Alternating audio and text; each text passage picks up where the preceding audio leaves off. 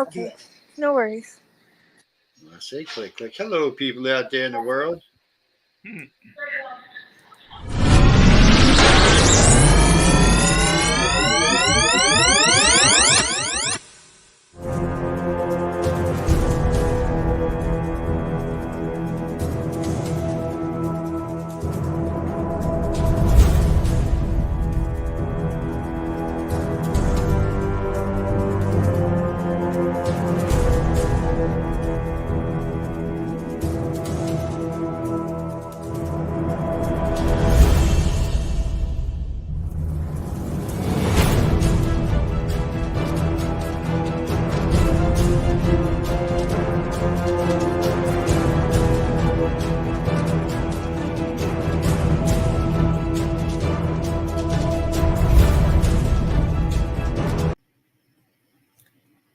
The Church of Mavis radio show, Friday nights at 8 p.m., 7 Central, starring Jeffrey Pritchett with his co-hosts Wham and Jay McNicholas, right here on the United Paranormal Radio Network, UPRN 107.7 FM, New Orleans.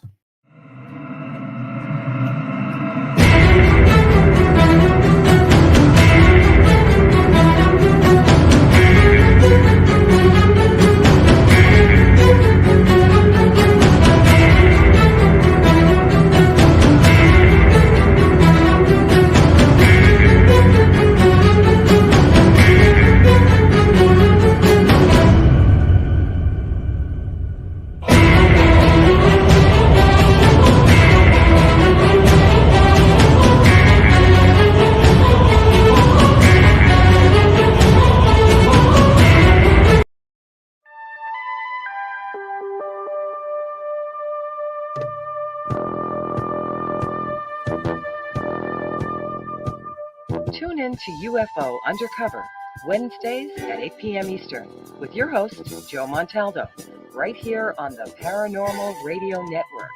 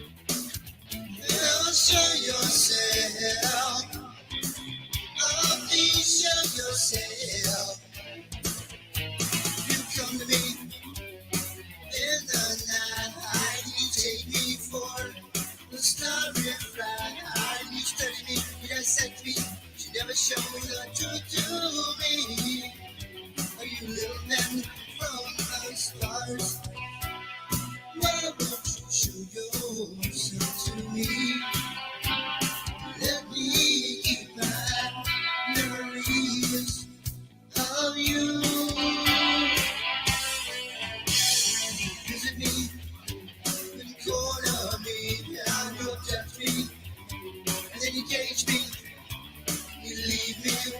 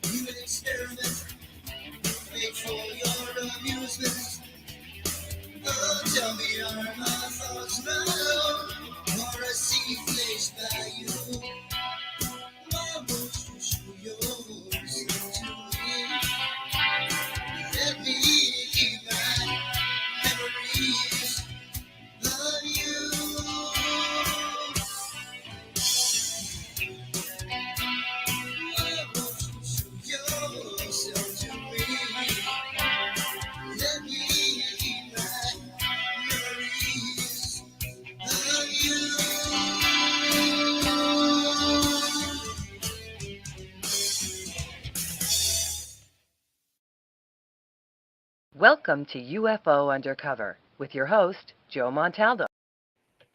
Woo, woo, woo, woo, woo. We're gonna have to edit that so we got all the hosts in here. Yeah, Yeah, that would be helpful. To your email, no, this show was not in the podcast awards. It will be next year. It wasn't this year. News on the flip side made runner-up as it usually does. It's 4 years in a row now. I guess I'll go ahead and buy it. I should have like 5 trophies. I'll never buy one. They want $200 for a trophy to start off with. It's just, I don't know. Until we win one, it kind of, you can ask Linda. When I used to play darts, and like one time I had like 300-400 trophies in my house. I got to the point where if it wasn't gold or platinum or where I want a big chunk of money, I just put it in a box and put it in the garage. It's all right. Put somebody on mute down here, man. All right, that's Leah. She's out in the world. We'll take her off of mute in a little while. She's muted though because she was being kind of loud there. We can't hear you. Okay, you're back. All right, we're back. Hey, Whitey, what you doing down there? Witty, Whitey. Witty. I like to call him Whitey though. Like Whitey Ford or maybe Whitey Trump. No, Jack, we're not talking politics. That's Friday night. You know what? I have been thinking maybe a Tuesday or maybe a Thursday, we might add a 1-hour news program just to keep it. We're so close to the election. Well, in the old days, we used to do – so in the old days, the way we did it, it's Friday night was the big show. Monday, Tuesday, Wednesday, and Thursday, we had one host. There was 5 different hosts. One host did a half-an-hour segment of news on just to keep everybody up to speed. I mean, like the polls are flipping and changing, and there's so many things changed from just last week to this week. And what are we now? 19 days out. 20 days out. So we'll see what's going to happen in 20 days. Be ready. The night of, everybody, most of the hosts will be here. We invite all the hosts on the network to come hang out and half of us show up anyway. We take over the network the whole night. Nobody's allowed to broadcast but us.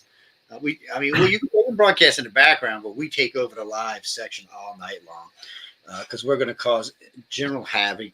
It is one of the few nights that we allow booze on the network. Yes, it is one of the few nights we allow booze.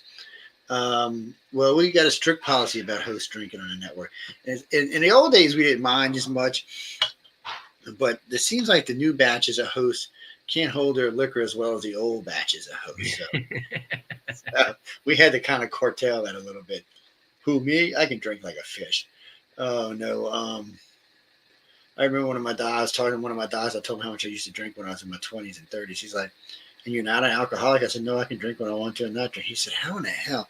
But I have an unusually high tolerance to alcohol. Most people wish – I'm going to tell you a little secret. No one wants a tolerance of alcohol like I've got. Because you know what it means? You're going to spend a lot of money. That's all it means. And I can't drink beer because beer is a waste of time. All it does is make me go pee-pee. I have to drink liquor, and usually something over 100 proof. If I'm going to get any buzz at all, and I have to drink. I still hold at the brick oven. I still hold the record for most mixed drinks, 56 in one night. I won 10 grand. Wow. Free booze for a year. And they made things like flaming faggots and Italian flags. I mean, it is the sweetest, nastiest drinks you could think of. Layered drinks with 5 triple set. Oh my God! I don't even know how I made it through it. Have you ever had a flaming Dr. Pepper?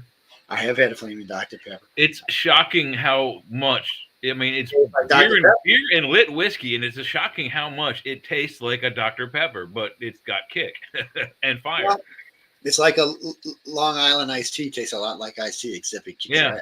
Well, yeah, that one too. That's one of the ones one of my specialty drinks. I'm really good at making that. Jeremy, one of my favorites right now, whiskey sours. I got on a whiskey sour kick last time time before last I was in LA. You mean my preferred drink? So if I want to go out and have a good time and just be giddy like a little Catholic schoolgirl, I'll drink White Russians. Oh God, yeah, those are good. They make me goofy and giddy and non-violent. Now on the opposite, That's Matt's go-to drink. well, because they're good and they're easy good. on the stomach, and you don't get the kind of hangovers you get with vodka and milk. You just don't get the kind of hangovers you get from most other liquors. But now, And neither he is not a drinker. Neither of us are. It's a full moon tonight. Yes, I saw that on the way out of work. have y'all been watching the comet? It's been blowing by. I keep forgetting it's at dusk, so I always going to go look for it at like 9 o'clock. But by then it's freaking gone. We have been getting building until dusk. we have been getting the Aurora Borealis down here, and this far south. Okay, people, all the way in Louisiana. Well, I'm in Mississippi right now, and let me tell y'all something. You can't get any unless you're in Florida. You can't get any further south than I am right now. I actually live on the coast. Yes, the water is out in my backyard. You can't get any further south than this. You'd have to go to Florida or Texas or South Louisiana, way at the bottom. Cuba. Cuba. But I mean, for the United States, there's only two places you can really get any deeper than where I'm at right now. And literally, I mean, it's one night it was stunningly gorgeous. I was like, what, are we all going to die or something? Did somebody not tell us and the radiation's coming to kill us all? Yeah, no, there was the brief thing about it. I don't think Fox only had one little, and I wouldn't even call it a 5-minute package. It was like a 2-minute, walkover, and that was it. But apparently it's just unusual large flare activity, solar emissions that's doing it. But some of the pictures are stunning. One of my cousin's husband posted a picture, and I said, "Oh, you haven't seen the Northern Lights until you've seen them in the original." Ansel Adams, who's a black and white photographer, and he thought I was serious. I was like, "No, I was being funny. That was a joke." Well, it's funny because usually when I see people sending me pictures of Northern Lights, they're green or blue or some kind of off green. This was deep, riveting purple with pink hues. Mm-hmm. It's just not the common you would normally see.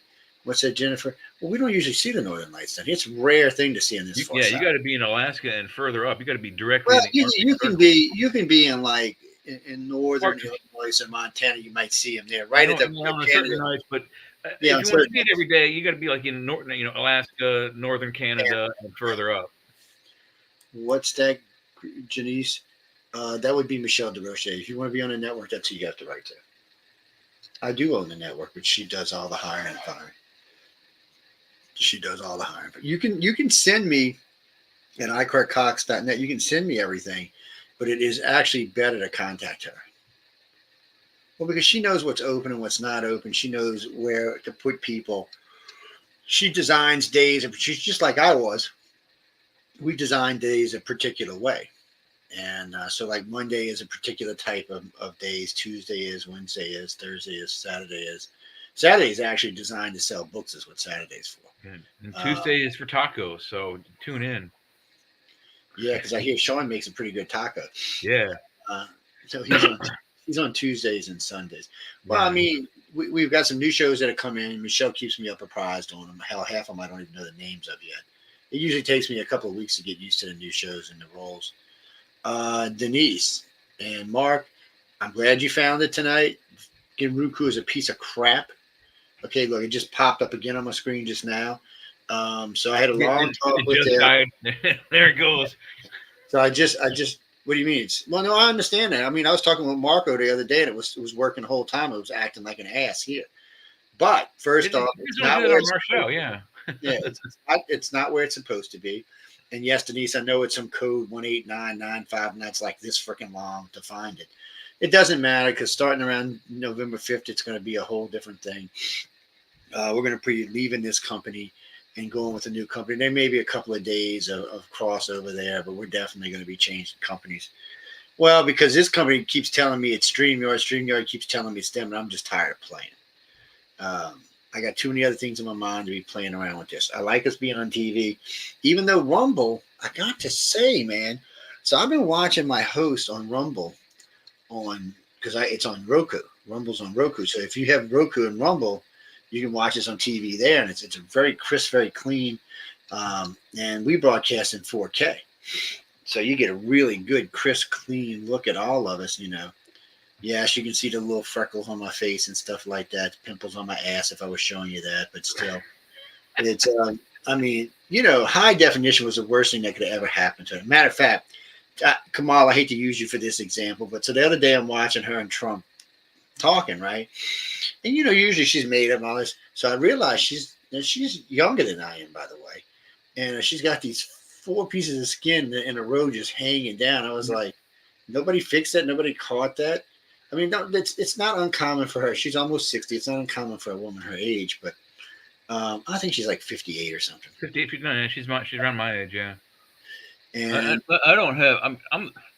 I don't have near that. This shit's in good shape. Well, of course, I'm losing weight right now, so you got to be careful. When you've lost some weight, is what I'm thinking. So that's where that's from. And it is. Like right now, I'm losing weight, so I have been thinking about losing. I actually have. No, my doctor won't give me this. He came to visit. Hey, Kitty, what's up? That's still Rupert. He came to visit his new sister. What's that, Jimmy? No. Anyway, we'll get in it. We'll talk maybe a little more about that at the break. Oh, I didn't play the regular intro. Actually, that was the closing or the break song I played. That Show Yourself. That was written by a regular a long time ago, about 23 years ago. He wrote that for us. He was a regular listener to the network, and he was a contactee. And he always wanted them to show himself. So he wrote, matter of fact, there's a song, a very famous song that copies it in some rights. Why can't I think of it? Oh, Jesus, it's right out of my head now.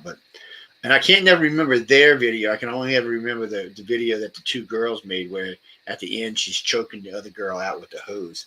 I don't know it. It's Joe, what was that?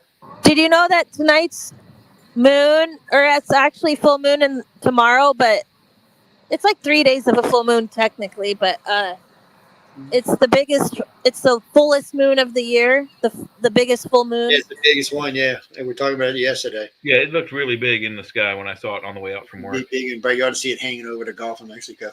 I immediately thought that it looked like a Bob Ross. But I know. Well, that's kind of, what's that, Stephanie? No, I'm not. I'm laying. The only problem was there were no happy little trees there.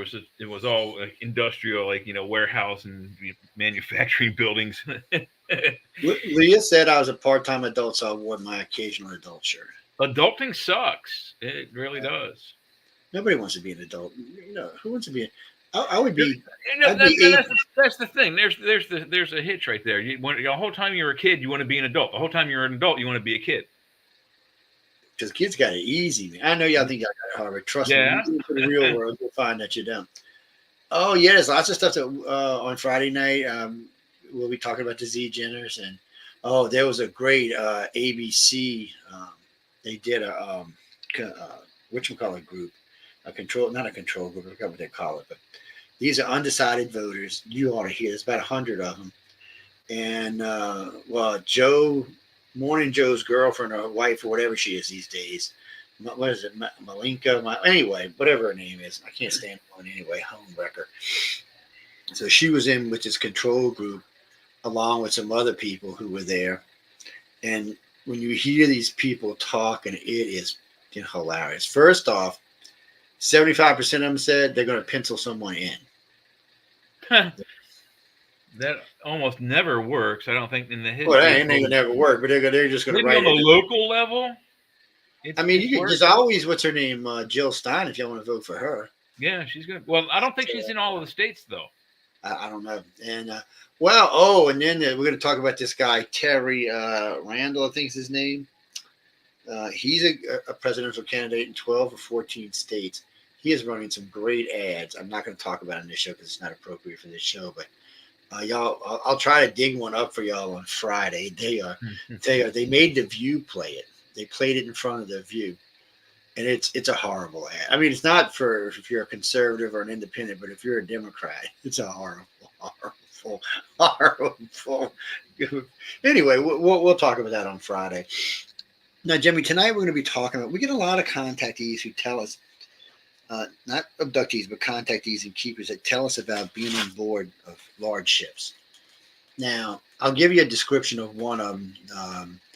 So the great contactees talk about this ship. It's somewhere in the solar system. It's big. It's at least the size of our moon, or not bigger. So they talk about you. You walk out of your room. It's kind of like a dorm. You walk out of your room into a hallway, and you look straight out. There's an arboretum from the bottom all the way to the top. So there's plants and stuff all hanging over the edges. There's little waterfalls coming down. There's a main waterfall. There's a big body of water in the middle. It just all, they say the plants they use can produce oxygen at a faster rate than anything on our planet can produce, including man-made. So they use them for that, and they said it's one of the few ships where there's actually smells. Usually when you're on like one of the smaller ships where they're doing experiments or running you around, they said there's never smells, not even a clinical smell. There's just no smell at all. On this particular ship, because I guess there's plants and other types of aliens that are being abducted. These are not other types of aliens these are other types of aliens like us that are being taken. Some of them may be in the keeper group, but they're still being taken. The Greys run the ship. It's their ship. You will from time to time see like a reptilian or human or one of the council aliens there, but for the most part, it's the Greys and whatever groups they're working with. So you'll see a bunch of Earth contactees on there, but you'll see a lot of the black-eyed children contactees on there. I should say black-eyed people, not black-eyed children. And you'll see a lot of other types of races that are there along the same evolution as we are, a little below, a little above, but somewhere within 50 years of each other. So it's not a big. So when they're sitting down and they're talking to each other, if they're having lunch or dinner or whatever, because they have these big rooms where you can go eat, you're not so far apart that you can't understand each other technologically, and you're all of them are amazed at what the Greys have done. So when they tell you about this ship, when you look up, you cannot see the top of the ship. And you can only see the bottom if you're like halfway or down. If you're 2/3 of the way up, you can't even see the bottom of the ship. You can hear the water, but you can't see it. It's too far of a distance. I'm thinking, how big is this freaking thing? I mean, most people say it's. Well, I mean, if it's as big as the moon, how many people could live on the moon? Is what 1/6 the size of Earth? Oh yeah, so you could put 100 million people on the moon easy. No problem. But there's speculation that the moon is also a spaceship. Yeah, well, they say it's hollow. Well, so rings like a bell if you drop stuff on it, like the command module. So we've shot stuff at the moon. We've shot lasers. Matter of fact, we keep mirrors on the moon so we can shoot them with lasers regularly to check the distance of the moon, because the moon is slowly but surely moving away from Earth. At some point in the future, we're not going to have convection currents anymore. And without convection, we'll lose the tide. We'll lose the Coriolis effect. We'll lose most of our weather. But without convection currents, we will die, because plankton will produce at about 10% of what it produces now. So plankton needs the water. So convection current, people, is a current that runs all the way up to the northern part of the country, comes back around, runs all the way below the border down to the southern part of the world. It just runs around like this, and it's carrying all that food. It's like the Gulf Stream. It is. It's like a Gulf Stream of water. That's really what it is. Except it just makes a loop, a big monster loop, but it's still it's a loop. And that's really what it does. But without it, like he was just saying, there'll be a lot less weather. There won't be any tides. Everything will be flat. And eventually it will start to kill everything in the sea, except for in certain areas. Near the equator will probably be the place that dies the slowest. So, Jack, I see what you just posted. So when I was a kid growing up, they used to always say the rainforest was produced most of the oxygen on the planet. Of course, now they know that's not true. They also used to say that most of the oxygen was produced by volcanic activity. Yes. There's not that many volcanoes actively going off. Yeah, so now we know it comes from plankton. Well, they couldn't figure out how the ocean was getting oxygenated. I mean, ocean's a big place. I mean, think about it. It's 2/3 billions of decaliters. Yeah, and how was all of that getting oxygenated? And then they figured out. Well, 8 miles down, it's not even getting any light. How is that maintaining oxygen? 8 miles down with those ecosystems, how are they getting oxygen all the way down there? Yeah, there's no photosynthesis whatsoever that far down, so there's no plant life spitting out oxygen. Yeah, what's that, Dean? No, there's a lot of things we don't understand. We do know plankton, though, produces about 78%. Anything with photosynthesis, any kind of plant will produce oxygen, but clearly it must. I mean, to saturate the ocean with enough oxygen to get it down 8 miles, where there are bizarre ecosystems, uh, that's a large. I mean, I can't even fathom the volume of oxygen molecules in the ocean. Where is it coming from? Then they're going to be compressed because they're way down there. Well, Yeah, well, the great pressures too. Yeah, it's like when something from the real deep comes up to the top. Sometimes they implode. yeah, they don't last long. Yeah, it's They a flatten pressure. out, or they. Whales can die pretty deep, but they cannot dive to the bottom of the ocean. If that's what you're saying, no, they would die. It would crush them to death, just like anything else. It crushes steel tanks. You don't think it's going to crush a whale? Come on, give me a break. How many people were on board that machine that imploded down by the Titanic? Five or six people squished in the jelly. That's a horrible way to go, people. I mean, but they said that the collapse was so fast that their pain, they wouldn't even receive the pain. It was completely painless.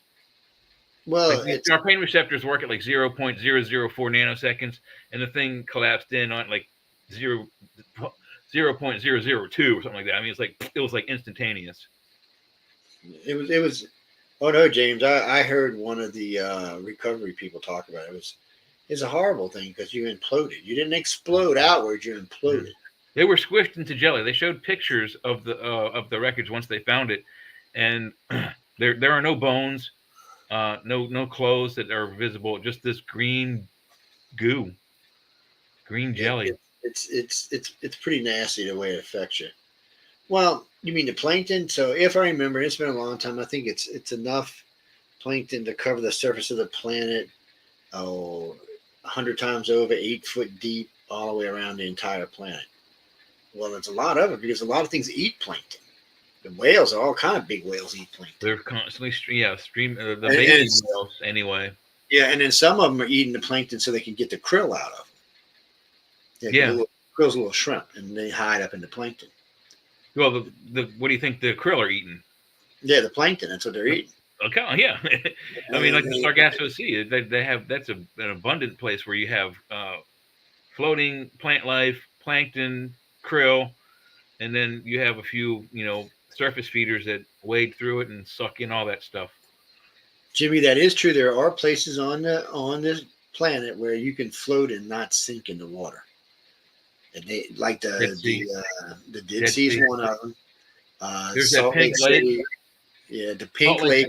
The Pink Lake it's in South America. I think you can float on that. I know there's one in Australia too. So there's like 4 places. Oh, that might be the Pink Lake. Is in Australia. Might be the Pink Lake. Might be in Australia. But regardless, the salt content is so high, you float. Around the Dead Sea, there are large pillars you can just walk down to the water and snap off, a 5-pound, stalagmite of salt. Oh, I was watching a guy. And you got salt for your house. Well, Jimmy, there's not really anything that lives in it. Nothing can live. That's why they call it the Dead Sea. It's dead. Nothing can. It's so saline that if you were to swim in it long enough, it will kill you. Yes, it's not. Well, it's just one of those things. But getting back to what we were talking to, it seems like these aliens are using this kind of materials as part of the way they clean and take care and scrub their air in their ship. What's interesting about it, when you listen to a contactee talk about it, so they're assigned a room. If they're an abductee and they're there, they're usually assigned a partner, mostly contactees, but sometimes it's another abductee. So there might be 2 or 3 people in the room, sometimes even 4. But contactees themselves get a room by themselves. Yes, contactees and keepers get a room by themselves. Anybody who's actually working for them or involved in what's going on or is involved in any type of training tend to get their own rooms. Now, what's funny about a room, when you walk into the room, it's white, kind of a white, and the light comes from the walls themselves, it illuminates whatever their paint is, whatever they use, illuminates. It's not a bulb or anything like that. It's more like something like a plant would do or something. There are types of lichens that are phosphorescent that will glow. So maybe it's like that. It's a plant technology, maybe. So when you walk in the room and you're thinking about what it is that you want, like you want a sink and a toilet, whatever, it'll pop up. The ship itself makes it. It'll make a bed for you. It'll make a closet for you. It'll even make clothes for you. Matter of fact, we're going to send it'll even make food for you. So when you go on board, it's like a really advanced Enterprise is what it is. Way more advanced. No, the Enterprise is not that advanced. I'm sorry. Enterprise has a replicator that can make food, but this is far more than a replicator. Well, the replicator can also make parts to fix the ship. It can make clothes, all that kind of stuff. So, like, the way they describe it is when, let's say, Captain Kirk rips his shirt like he does in almost every other episode. He just puts it in a replicator recycler. It takes that material and just 30 seconds later, he has a brand new same size shirt. No muss, no fuss, no stains, no rips. But you would also think you would think that in a 25th century, at that level of Star Trek level, that their clothing wouldn't be so fragile. That's what I was thinking. And but allegedly their clothes, like some of the Greys wear like a very thin, you might call it mithril in like fantasy world, but they wear like it looks like a shiny shirt. Some of them sometimes, but bullets apparently will not pass through it, and the material appears to be no thicker than like a t-shirt. Imagine having a shirt like that. Someone can come up to you and hit you with a hammer, and the damage doesn't go through the shirt. Well, I know they came out with a new bulletproof shirt. It's not Kevlar; it's something else. It is way lighter. They're calling it atomically aligned metallic fibers, but it's the same idea where they got Kevlar from. Yeah, but it's just not. Well, Kevlar shirts are a little thick, guys. It's not. No, it's also a polymer. It's multiple layers of stuff. Plus, there are also additives like steel and ceramic trauma plates that you can put in over strategic areas, so they won't blow your heart out with the first shot. Well, with the Kevlar, there it's a layer. One layer going this way, then a layer going this way, then a layer going this way, then a layer going that way. And they can put plates in it as well. It just depends what it's being used for. For police, they're just normal Kevlar vests, and they'll stop up to maybe a 380. There's like 5 or 6 levels. The ones that most police use is called level 3A or B. I don't remember which. There's 2 of them, A and B. I think it might be the B one, but theirs will stop everything up to like 50, just under 50 caliber. So like shotgun blasts. And so on. I get my 30-06 out day in deep shit. But I get it under my chest anyway, so it doesn't matter. You can kept what they want. It's not gonna matter. 50 caliber is going to go through most Kevlars. So. Well, I mean, there are other bullets too. There's the Black Talons, which are still out there. They're not illegal. They haven't been banned. They were banned. They were called cop killers, but they haven't been banned. They're a type of bullet that turns into like 5 or 6 or 8 razor sharp claws, and when the bullets are spinning, those razor sharp claws will cut through Kevlar. If there's no trauma plate, that bullet will penetrate. Yeah. So what they are is they're what they call a light hollow point.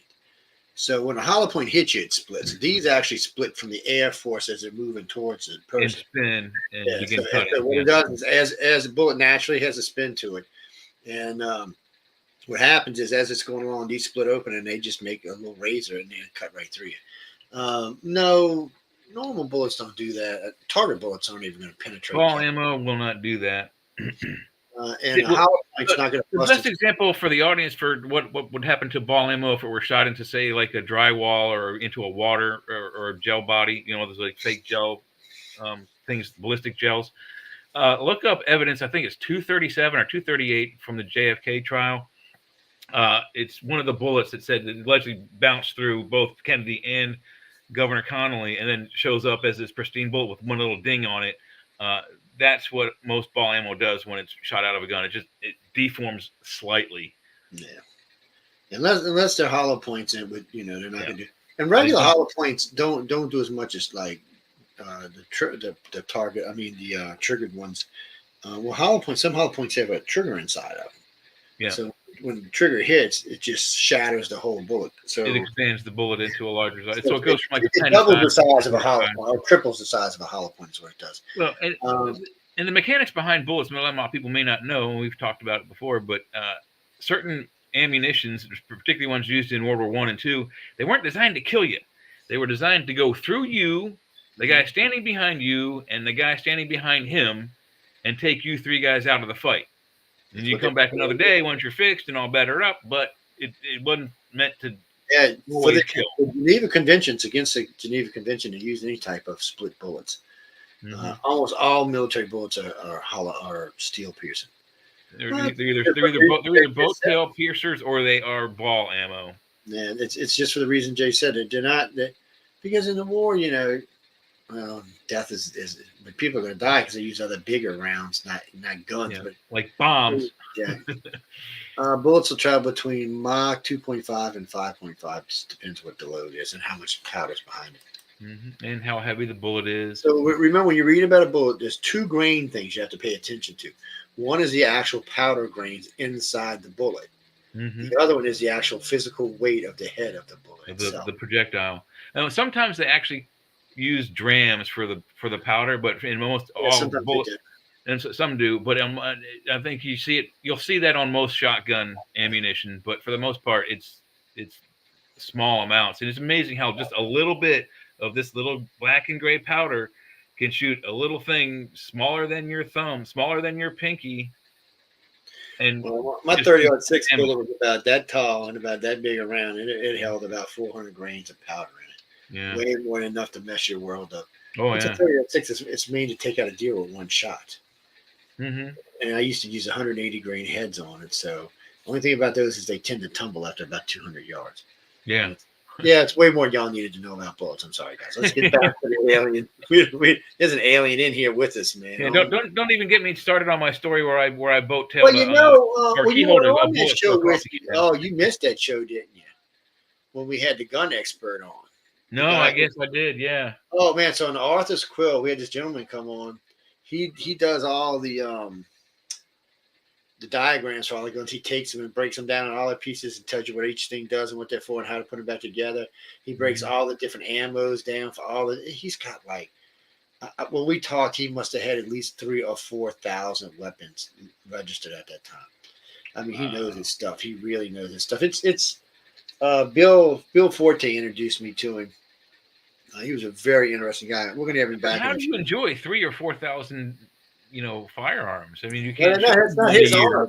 That's just how many he's documented and put all the information out on the web. Oh, There's a whole website for him where you can go look at these guns from start to finish and back.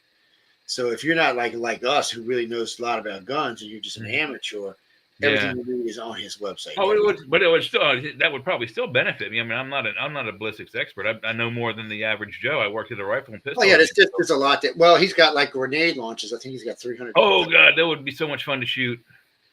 I've shot 4 grenade launches. The last one I shot was a 203. You remember Predator, the guy with the grenade launcher? You got time to duck? Well, the last one I shot was it actually clipped under an M16. Yeah. What is 203 or 208? I forgot which one. 303 or 308. I can't remember. But what's the M203? It's just a grenade launcher. It's a grenade launcher that's underneath M16s. I think it's right. It's M203 or M208. And then you'll be shooting your M16. It's a 10 millimeter grenade.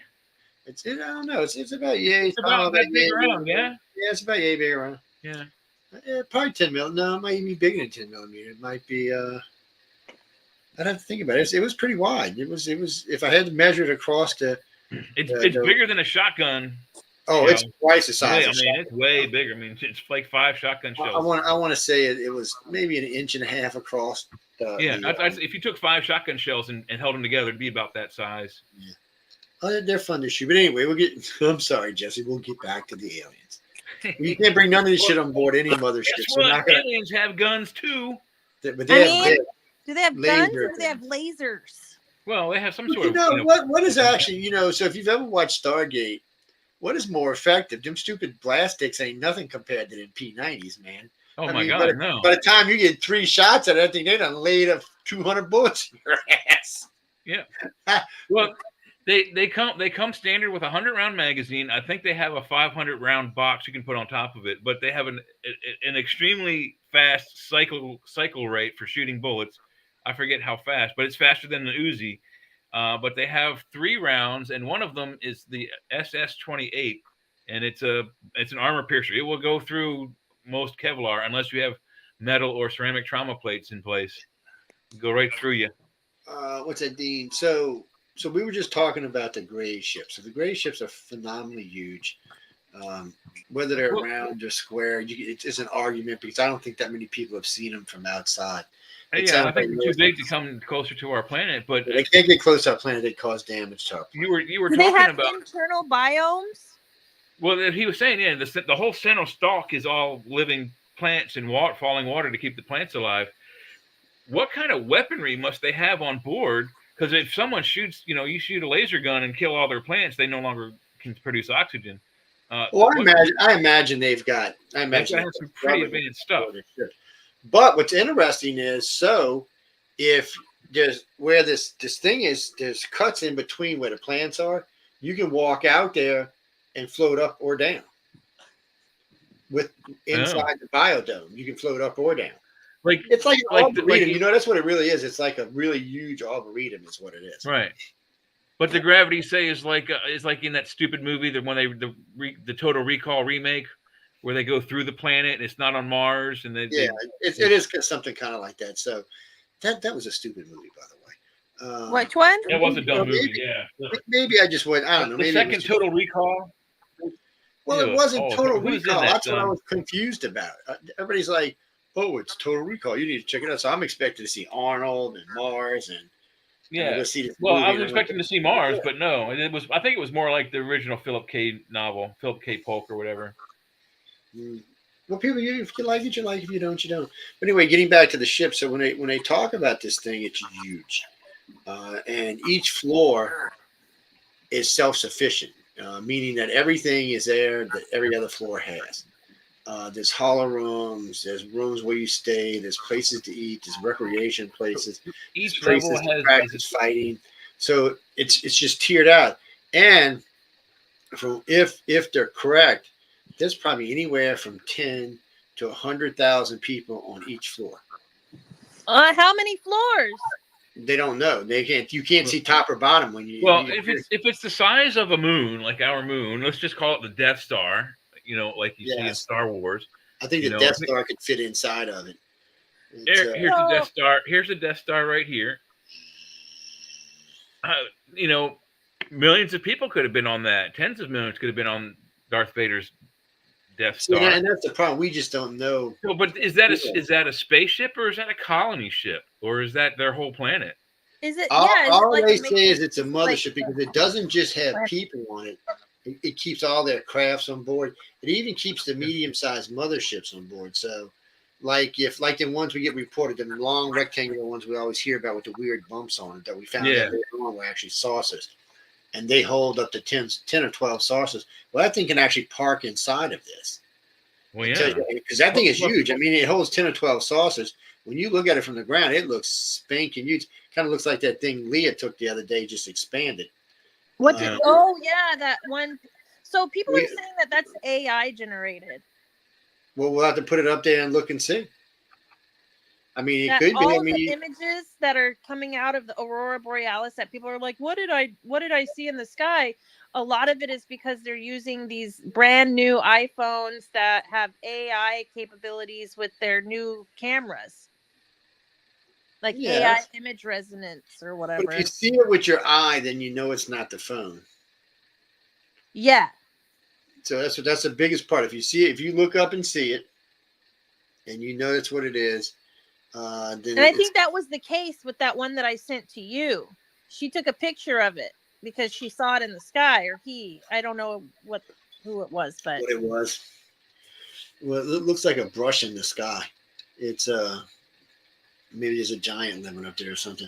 But I'm just teasing, guys. But when you hear them talk about these ships, these things are massive. Now, remember, guys, there was a picture taken. Actually, it was more than one. There was a picture taken by a NASA Sun satellite. And there was these, looked like board cubes. It was 3 of them. 1, 2, 3. And they looked like there was a place for another. They looked like they were controlling some kind of portal or something. It's like they were there to help run the portal or something. It's not like they were going through it. It's like they were part of the operation on whatever did it. No, they're not building a Dyson sphere around our sun. We'd know that. Trust me. You would see it. No, it would start blocking out the sun from our planet. We would know. Well, they've talked about that, Bobby. They've talked about putting an Earth shield up so that they can cut down half the sunlight coming to the planet. First, Matter of they fact, should try and remove all the space debris. well, they got to do that because they want to make an Earth shield that's made out of solar panels. So it would reflect all the heat away from the planet and absorb the energy and beam it back down to Earth. So it'd be twofold. We'd get the power from it, and it would shield the planet from excess sun. Oh, they can do it. Oh, no, Chris. It'll take a couple of decades, but it's not beyond our technological standards right now. It's well within our parameters of building stuff. Well, the original one, see, Elon is putting all them Starlinks up. So if Elon was putting them up and they had solar panels on them and he made them to where they could link up later on, they would just make one huge solar panel. And what's funny is Elon built his satellites so that instead of being like this, where you can see them, they're like this, so you can't. So the sun goes on the sides of them instead of hitting on the top and shines, it goes on the side. That was slick. He didn't have to do that. But he said because his goal was to put 40,000 of these in space, he didn't want you looking up and seeing a bunch of little dots flying around in the sky. He actually thought about that. Most companies wouldn't even thought about that. They just went ahead and did it, and then we'd all bitched about it later.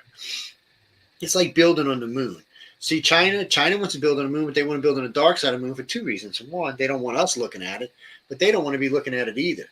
So anything you build on the light side of the moon, the bigger it gets, the larger it gets, the more we're going to be able to see it on Earth. Like in Star Trek when he talks about Lake Armstrong up there. You can see it from the ground. Well, I don't want to see that. It's not my moon. I want to see the moon, the romantic, beautiful moon. I don't want to see a bunch of buildings on. You want to put buildings? Put it on the other side where we can't see it. Well, that's exactly what William Riker said on Star Trek. He's like, he was describing looking up at the moon and Mars from Earth, and he's like, you can see the colonies on Mars and Moon, and so, and he names all these colonies, and like, yeah, who wants to see a lit up city up there on the moon? I don't. Maybe on the backside we won't be able to see it. But won't it be freezing?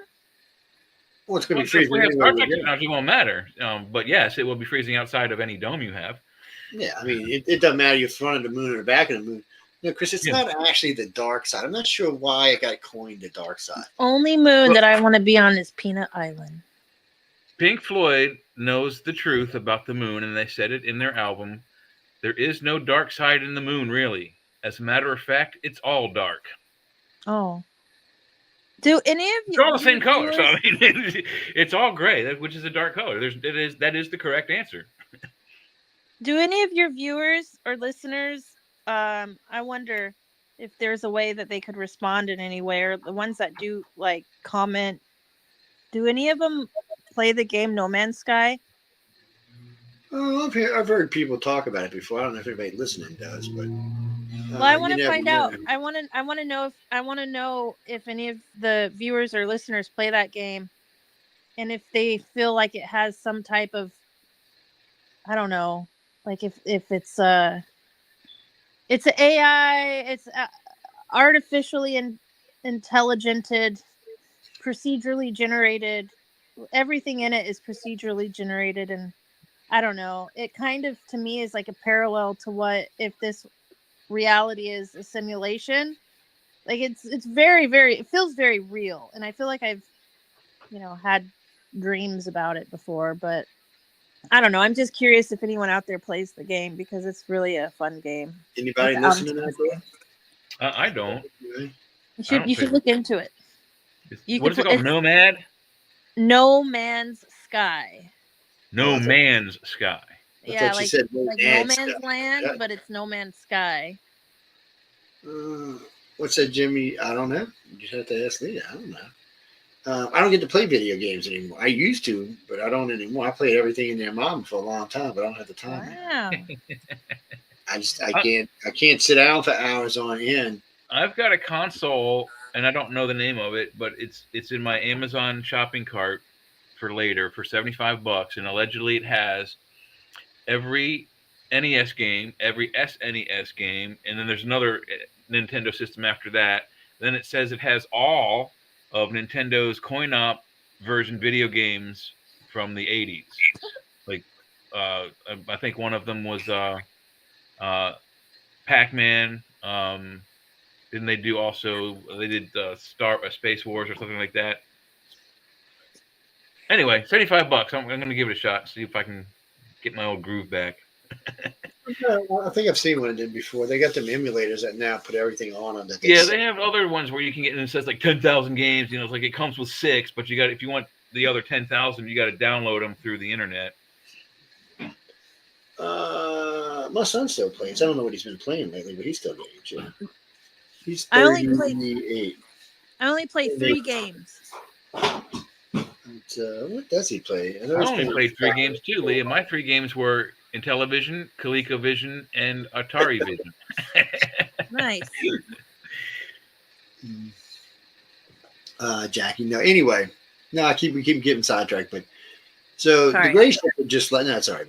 The gray ships are interesting because of the size, the massive size. But the reptilians and humans seem to have basically ships like those. I don't know if they're not quite as advanced, but still they have a lot of the stuff the gray ships is. They're just some of their stuff is more click and switch versus the grays. Grays don't have click and switch technologies. Yeah, I would say the grays are more like what Star Trek. If Gene Roddenberry had the technology and the budget, he probably could have done it like the way the light beings have and the grays have.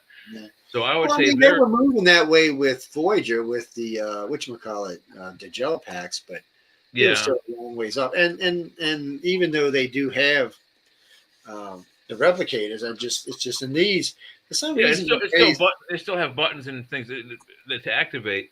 So I was thinking that maybe the reptilians and so on are more like Star Wars, Star Trek level, and the grays and the light beings are, you know, beyond that. You know, millions of years. They're way beyond that. They well, with the reptilian, and one of the nice things about the gray ships is it remembers your favorites. So however you do your room, when they bring you back and they let you go, it'll automatically, when you walk in it will automatically go back. It doesn't matter where you are on the ship. Could be anywhere. Is the whole ship like an organic creature? The whole thing is, it's just like the small ones. It's just huge. So it's exactly like that episode in The Next Generation where they take that psycho, not psycho, but Tin Man. That's the one. That's one of my favorite episodes. It's a really cool thing. Because when he gets on board, he's a telepath and he touches the skin of the wall of the ship inside, and his hand sinks in like it's tissue, like you know, flesh, like a pillow. Yeah, but it's more like flesh. And then when Data, the android, the robot, touches it, it's like he's touching drywall. It's like, you know, it's solid to him. Very cool. I don't know when sci-fi introduced those kind of ships. But I know in Babylon 5, the Vorlons had those kind of ships. Roger Dean, the artist who did all of Yes's album covers and some of the Grateful Dead's and other Tangerine Dream and so on, he was one of the first to draw the song Fish by Yes is about Schindleria Praematoris, which is a sardine. It's an instrumental song, but he painted this thing called the Fish, which is like a part organic, part mechanical spaceship, a being that lives in space and flies through space. You know, these are organic ships. There's no doubt about that. But the Greys and Reptilians are not organic ships. They may even have some organic components, but they're nothing like the Greys technology. Not yet, anyway. But I don't want to take anything away from the Reptilians because they have badass technology. It's just what I like to call. And when I say click and switch, people, I don't mean click and switch like we have. All of our shit's wired together. We are moving towards wireless, but all of our stuff right now is wired together. None of their stuff is wired together. There's no fiber optics, none of that. I imagine on the smaller ships there probably is because it's probably easier to do with that. Well, they have to have some way of transferring energy beams. I mean, transferring, electricity throughout the building. It travels through there. We're actually working on this technology today, but they have a technology that the power. So you know what I do remember though? What was it? The Forbidden Planet was the first movie I ever saw where the instruments were not wired together. The power was just transferred, pure energy from one place to the other place to the other place. For some reason, the energy didn't affect you. It didn't go through you. It didn't harm you, but it did have everything wired up because in the movie, the first thing they were doing was looking all underneath it, looking for, what was it? That's what Leslie Nielsen had. Hey, Christopher. Before he was a comedian, yes, he was a leading man in this movie. this was the first color sci-fi ever made. I think it was made like 1954 or something. 56 or 57. I'll Yeah, it look was it up. somewhere up in there. Yeah, all I know is it was the 50s, and it holds up okay. I mean, Well, the the other cool sound. thing about Forbidden Planet is almost all of the special sound effects that were used in the movie were recycled for Oh God, a little TV show that I don't know any. Probably no one's ever seen it or heard of it, but it was called Star Trek. they use so much. Well, look at the robot got turned into Robbie the robot on what was that? Lost World? Not what was it? No, Lost in Lost in Space. No, that's Space, yeah. incorrect. That's a modern myth that people often make that mistake. The robot on Lost in Space is called B9. B is in boy, and he's the one that goes, "Danger, Will Robinson." Yeah, different robot altogether. Oh no, but what they talked about is the base is what they used to make that one. It's one of the trivia questions. I believe in the movie he's titled as Robbie the Robot. I think he is in the movie. I think he is Robbie the Robot in the movie. But he's not. I've forgotten. It's called. And what? even though the Lost in Space one looks a lot like him, it's only the base that's the same. The top Yeah, they're quite. Well, one has legs and one doesn't. What was the movie called for Leslie? No. In those two, neither one of them had legs. They both had little tracks. Yes. Yeah. They both had tracks. What's the name of the movie again, Joe? Forbidden Planet. That's it. Yeah, I forgot. Yeah. It's an old movie, people. Yes, but it is. Walter Pidgeon and Francis. There were some pretty decent stars in it too. Besides the guy who played the protagonist was pretty good. What was about the id? Well, I'm not going to get into what the id is, people. If you don't know what the id is, look it up. Yeah, Richard Anderson, who played Steve Austin's. How do you spell it? 6 million Dalmatians in there. The id? Yeah, the id? ID. It is like the subconscious. Yes. Oh, guess who was a crewman on this movie? James Best, who is better known as QQQ. Roscoe P. Coltrane. Yeah, Robbie the Robot. That's what he's labeled as, and he does have legs. He does not walk on tracks. He has 2 legs. Oh yeah, the black one. Yeah, he does. Yeah, the black round, the little round bally legs. So let's do this. That's right. I forgot about that. Where is Lee Studio invite present? Boom. No. So Lost in Space was on the tracks. Robbie Robot was on little black legs. Yeah, I'll show you the honest. Here is I think I got Robbie it backwards because I was thinking and Leslie Nielsen and Walter Pidgeon from Forbidden Planet. You see clearly has leg. Let me get rid of that. Standing on 2 legs. Robbie the Robot. Very similar up here to B9. Yeah, up here. Yeah, so it's the top is the same, not the bottom. What was that, Jackie? Let me find B9 for you, and I'll be right back. It's a fun movie to watch. It's a goofy movie. In today's standards, it would be a goofy movie because of the technology involved. But did people take it really seriously back then? Oh yeah, it was a great movie, and no one could figure out how Leslie Nielsen went from a leading man because he was a damn good one to a comedian. He's the guy who did all the half movies and stuff. He was good at the physical comedy. There's no doubt. Oh, yeah, it was good in comedy. Yeah, he did a lot of. So going back to No Man's Sky, they have living ships. They have all different kinds of ships. They have big, what they call freighters, which are like huge ships. But these are huge. But I can understand. I mean, if the Greys live on the other side of the galaxy, you would want a little resemblance of home. So having a big ship here parked, people always think it's for us, but it's not necessarily for us. This is just where it's parked. Somewhere out near Jupiter or Saturn, it's parked out there. It probably just looks like one of the moons around Jupiter is probably what it looks like. Do you think we're just a zoo for them? Do you think we're just like a big incubator science experiment? Well, yeah. In some ways we're a science experiment, but in some ways they actually like us and care about us and want to see us evolve. I mean, they want to see us get into deep space. They want to see us become part of the galactic community, but not in the state we are today. Here is Robot B9. It's not. Yeah, there it is. They which almost has 2 legs, but then they end in 2 tracks. Yeah, they put the.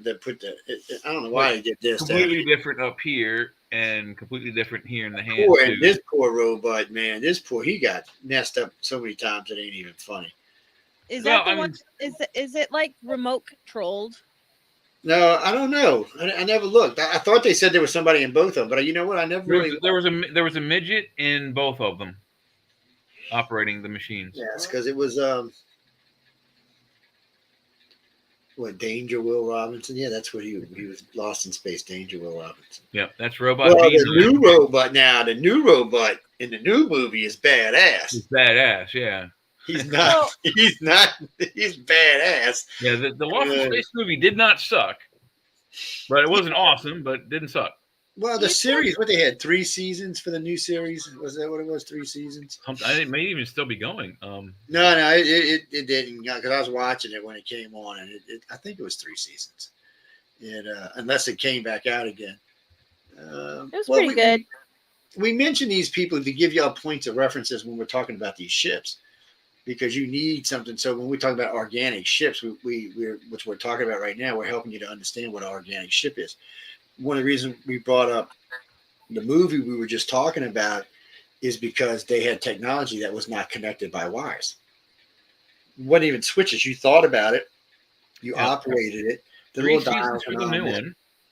Yeah, 3. That's what it was. My question is, if it's a living organic being, the ship itself, what was its food source? You. How did it sustain its bio essence? Okay, It so absorbs human energy. they didn't really describe that much on the Tin Man episode, but the spaceship they found was a living entity. It was sentient, and somehow something happened to the crew. All the crew died all at once, and the ship did not want to continue going on. It was about to commit suicide, which is why it parked itself by a sun that's about to explode. And it conveyed all that to the telepath in like a split second and almost burned his brain out. And then the spaceship took the non-biological, the robot, sent him back to his ship, destroyed the Romulan ship, and then sent everybody back home. And you never hear from the ship ever again, or the telepath. Yeah, which is kind of weird. It's Yeah, it's very weird. But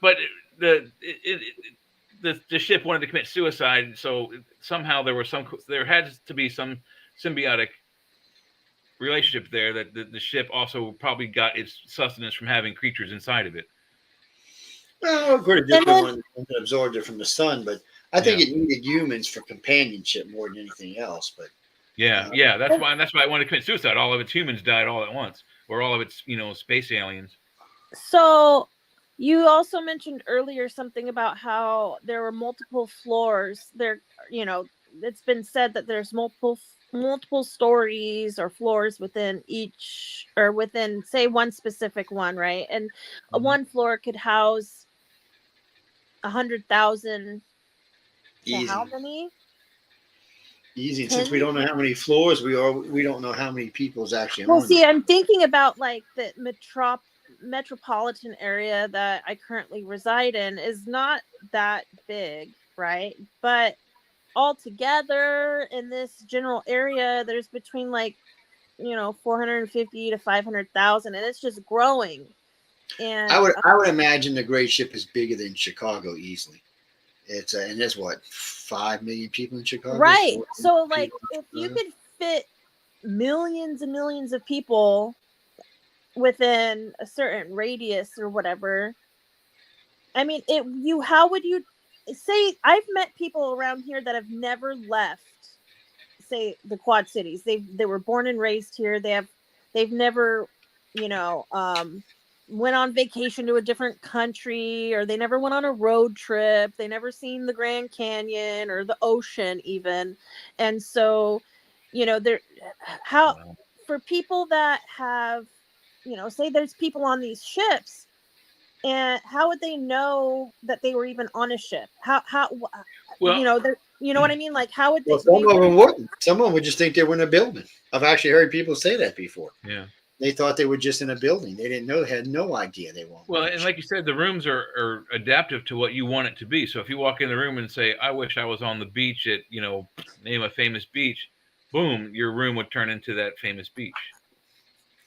It's just, and they have hologram rooms on there and stuff like that. So if you want to do something bigger or wider, you can. So it's an interesting thing. So let's look at it at a different point of view. How far can the human eye actually see? 2 miles, 5 miles, 7 miles? How long can it see? I have to look it up to be I sure. think it's 5. So Hey Google, how far can the human eye see? so this gives you an idea how On the big this website graph is. totalvision.com, they say the range of the human eye. A healthy human eye with 20/20 vision can usually see at a distance of up to 3 miles or so. This Yeah, I doesn't was gonna say 3. beyond this distance. So you're standing in the middle of this ship and you're looking up and down. You can't see top and bottom. Clearly by the naked You eye. know it's more than 3 However, miles up and 3 that miles down. range. So you know that you can see at least 6 miles up and down, but you can't see the bottom or the top. So how big is this thing? It's so we already know it's at least 6 miles tall. So how tall is it really? Like, could it be as big as the planet Earth? No, it's not as big as Earth. Well, I mean, I don't know if they said in any of the sci-fi movies, but how many people were on board either of the 2 Death Stars? I mean, it was the size of a moon. I don't think they've So ever said it had to have been millions of people, perhaps even 10s or 20 million people. I would imagine if you went and looked it up somewhere, like they do the manuals for Star Trek. I bet you there's a Star Wars manual somewhere. Let's see. But in this case, I mean, you're talking ships that are probably at least 10 miles tall or taller, and maybe 20. We don't know how wide they are because people say you can walk forever and not get to the other side. That's why they take that. They walk into the thing and they push themselves across to the other side and let the air bring them across. That's why they do it that way. Because if they had to walk around, it would take them forever. I never really heard anything about tram systems. It seems like you can move in different ways aboard these ships. So, Christopher, I don't know if there's an elevator system. I really don't. Not at least the way we think. You know what? If they got an elevator system, it's going to be more like the Star Trek elevator system, which can go up and down, side to side, angled. So you don't really notice it. But when a starship or one of their bases are built, inside of them, there's tubes that go all over the place. That's for the system that moves you around. Because when you're not just going up and down when you're in a starship, and you're not just going forward and backwards, you're actually moving in other ways. How are you doing? It's well, that's technology that we talk about. When we get talking about aliens, it could be far more advanced than that. I have a question. What's up? So about aliens, right? Okay, so sometimes I think about size ratio, and okay, say a tiny little ant compared to a human body, right? Are there beings in outer space with as vast and as large as outer space is that could equal that same ratio of like a human being being the ant, and there's a being out there that is as large as a human is to an ant to us? Well, yeah, they're going to be all size of beings because it has more to do with where you come from on a planet. So if you were born on Mars, you would be taller than us naturally. You'd be thinner than we are. You probably have cartilage instead of bones, but you would probably be on average 7 to 9 feet tall because of the lack of gravity there. Yeah. I'm talking like hundreds of times bigger. Like, yeah, if you're on a planet, if you're on a planet that's say 100 times the size of Earth, or its gravity is 100 G's, then whatever's there is going to probably be pretty big just in order to survive those 100 G's. Or if you're on a planet where there's virtually no gravity, but it's a large planet, you can see it's really going to dictate what's going to dictate the size of the being is going to be the planet they come from. Well, and oxygen content. Oxygen, gravity. Well, if they're oxygen, because it could be some other type, they might breathe something. Well, whatever gases they might inhale, there has to be some of the speculation of why the dinosaurs started to get smaller and smaller is because the oxygen levels in the atmosphere were dwindling.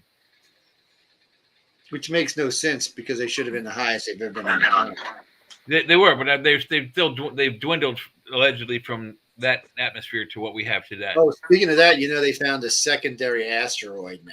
That's what they think is what finally wiped out the dinosaurs. They found another time frame. Yeah, in the same time frame. I think it came in roughly around the time that one did, just in a different part of the world. Wow. Well, I mean, that's not highly impossible. We travel through 2 or 3 different meteorite zones that directly impact the Earth every year. I mean, we go through a shotgun shooting gallery 3 times a year. We watch what the Shoemaker Levy comet smack into Jupiter. What? Yeah. It was just a string of them that came in, bam, bam, bam, bam, Yeah, bam, like bam. 13 of them or something like that. Yeah. I mean, that impacts bigger than the damn red spot on the planet. Mm-hmm. By the Most way, of them are gone now, though. yeah, but they are. By the way, people, if something hit us that made bigger red spot than Jupiter, red spot's 3 times the size of Earth, so we would be dust. Yeah. We'd be dust. It'd be like when the moon hit us and everything got molten lava again. Yes, we would be dust. Yeah, well, at one point, however it came, there's so many arguments about how the moon actually got here. Yeah, and again, arguments due to the show. It may be a one of those motherships. There are stories when it was never here. Well, yeah, that's the thing. The moon is weird because there are ancient world stories that say it was here, like it came in and parked itself later on. But they do think it's from Earth because when they check the materials, it's identical to Earth. But come to think about it, I would imagine most of the material in our solar system is identical to Earth. I bet you if you go out to the asteroid belt, a lot of the minerals and stuff you're going to find out there is the same thing you find here. We all came from the same star. Isn't there one that's all gold? Hello? Yeah. Gold, and it's gold. They found one that was antimony or platinum? It was one they found that was like 3 different metals. And it's the one that they say if you combined all the wealth on the planet 100,000 times, it would still not equal up to that one asteroid. Wow. Fucking people, that's insane. I mean, that is Elon Musk is going to go get that one. That's why he said he's going to be the first trillionaire, because he's going to probably be the one that goes and captures it. Because he's going to need it to fund his little Mars venture. What about Elon? I like Elon. I don't care who he likes for politics. I like Elon. Well, it's his right if he wants to be a Trumper. That's up to him. I mean, he is the richest man on the planet. He just, I mean, that he's, that's who he backs. I mean, he's a woman hater. Well, you know what? Save that for Friday. Yeah, save that for Friday. I don't think he's a woman hater. He might be, we're not going to How many kids does he have? 15? He's got a bunch. 14? I know he had 10, and then he said he was going to go have some more. It's either 11 or 14. He's got a lot of kids. I know at one point he had 11, but I thought he wouldn't have had some more since then. He doesn't make it public. And as far as I know, only one of his kids don't like him. It's one of his daughters, and I think she identifies as LGBTQ or something. Well, no, it was the reason that whole from what I've learned is that child was born in a cisgendered or cis male. Okay. And according to Elon Musk, he was convinced that the right thing to do was put him on puberty blockers, and eventually that child grew up and became a transgender. And therefore, that's why he said he lost a son. And that's why, like, he said something about how they killed his son.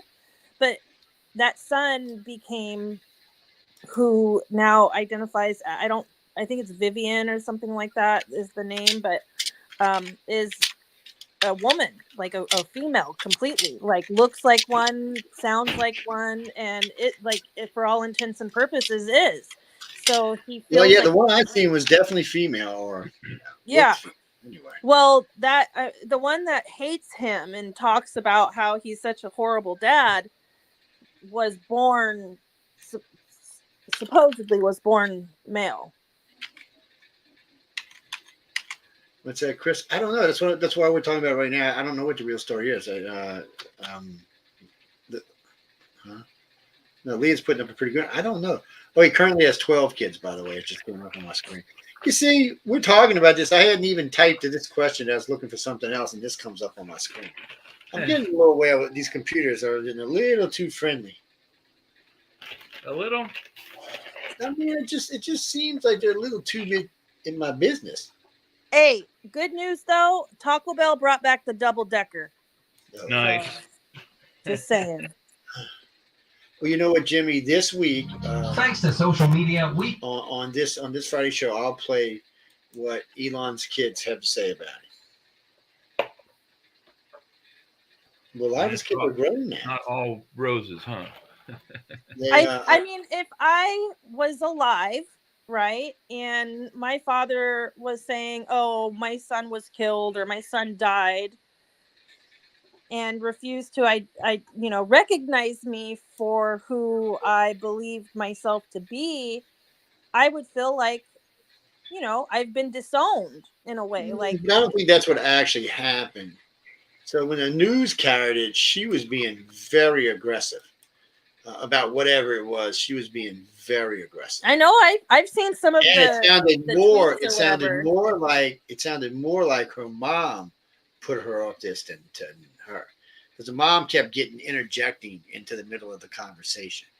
And now I see why Eli dumped her ass, because that woman just was nonstop. It's what's that, Jimmy? He's got 12 kids now. He just had another one recently, but With the Grimes lady. I don't know. I know. Well, the grunge girl. He surrogated his kids, by the way. She didn't have the pregnancy. It was her eggs and his sperm, but somebody else carried them. And by the way, come to find out, this is a thing amongst rich people, and they will put a thing underneath their thing to act like they're pregnant, but they're not actually carrying the kid. There's been several stars that have been busted for this lately. Yep. And rich people. Wow. Well, I mean.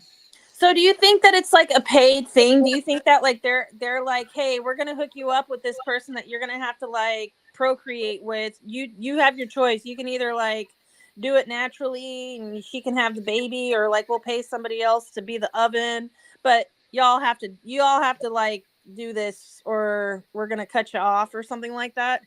No, I imagine set up like arranged marriages.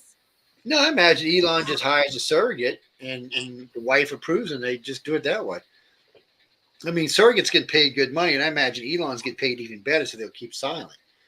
A good surrogate will make anywhere from $40,000 to $100,000 for carrying a baby, depending on who you. No, what I'm saying is, like, do you think the relationship itself between Elon Musk and whoever the mother is a legit relationship, or do you think that it's like an arranged relationship? No, it's a legit relationship. Matter of fact, his friends talk about his choice in women, which is funny as hell, by the way. Which we'll talk about that on Friday, but they talk about his choice in women. Most people didn't even realize for a long time Elon didn't even stay at his own house. He just stayed with his friends and stuff. He was like a billionaire bum. Well, I don't know how you can be a bum when you're a billionaire, but obviously people do it. I know that for a fact. Howard Hughes did it. Howard Hughes would actually dress up like a homeless person who would stay out in the streets and collect until he got the smell. And then he would go around and ask people for $10. If that person gave him $10, he'd say, write your contact information on this money and I'll send you $10,000. And the guy's like, yeah, sure, whatever. They, write their address. And he would send that person $10,000.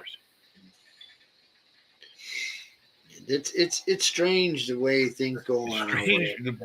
Rich people are strange, really strange. Yeah, it's a whole different reality. That's why rich people can do what the hell they want to do. What's that, Jackie? Oh, I was talking about that earlier. So, what is it? I was invited to come hang out with Jay and Jeff and Jess Woman. They're doing a thing to Betty Page. Yeah. Yeah. Betty Page show. Yeah, so I'm gonna come hang out with them whatever night that is. That just makes a long night for me and Jay. But not this Friday. I think it's the following Friday. This Friday, our guest actually canceled. It was going to be on Jim Morrison and the Doors, but he had a scheduling problem. No. We're talking about the Church of Mavis, and Church of Mavis is a variety show. Jeff does a lot of different stuff. Yeah. So I saw one of the other advertisements, like the preview for one of the shows, and it looked like a spiritual advisor who has his belief system based in Catholicism. What was that one? That might have been the father guy on Friday. I can't remember his name right now, but Father Sean or something. I think something like that. And we play his intro with our commercials. Matter of fact, well, we ain't gonna take a break now. Damn, we're already at 18 minutes to 8. We ain't even talked about anything. Damn. We may have to make Michelle give us an hour of her show, man. Damn. We did that already once without asking. What's that, Dean? Oh no, we're not. No. I was teasing you. We're not taking Michelle's. Shit, Michelle, get my ass. No, it ain't gonna happen. What is that, Randy? You can listen to the station live when we're not on. Matter of fact, there are 40 people listening live right now on just a regular station, not to us on the station. It's on YouTube. Yeah, you can listen to us all the time on YouTube live. Well, sort of live. Yes. Well, and in archives, yeah. Yeah. Jimmy, to answer your question, the reptilian ships are much different when you hear people talk about them. There does seem to be a lot of vegetation on board all over the place in the hallways. They don't have an arboretum like the other ship does, but everywhere you go, there seems to be some type of vegetation growing. Matter of fact, it reminds me of an episode of Enterprise where they were growing the food on the wall. So it sounds like that because they say reptilians will eat it. Sometimes humans will. It's some type of vegetation they can eat. Oh no, I don't think the reptilians are. Well, it might not, and it might not be. It might not be a plant. It might be. Some speculate that way back when the Jews were wandering the desert, that they had a machine called the manna machine, which was powered by chlorella, which is a type of algae. So maybe it's an algae that not only produces like thousands of oxygen molecules more than any regular plant, but is also edible. Allegedly, it can be turned into like wafers, like the kind you might see at Eucharist in Christian churches, that kind of thing. Yeah, I mean, I don't pretend to know what it is. All I just know is when you listen to people talk about the different things, the ships sound really advanced, much more than anything. They do sound like something out of one of our sci-fi movies. They even sound more advanced than what we have in our sci-fi movies. They really, really do. What do you mean the light beam ship? The light beams don't need ships. Light beams can travel through time and space with thought. So let's say they're wherever. Let's say they're on Earth and they want to go halfway across the galaxy. They do it in a thought. It takes nothing but seconds. Yep. They can create and destroy by thought. They can create worlds, humans, beings by thought. They're almost like they're pure energy beings. All right, what we got here, guys? Are they eternal beings? Are the cops getting Leah? No. I don't know. It sounded like the cops was getting you, Leah. Are the light beings immortal? I guess in the way we think of immortal, yes.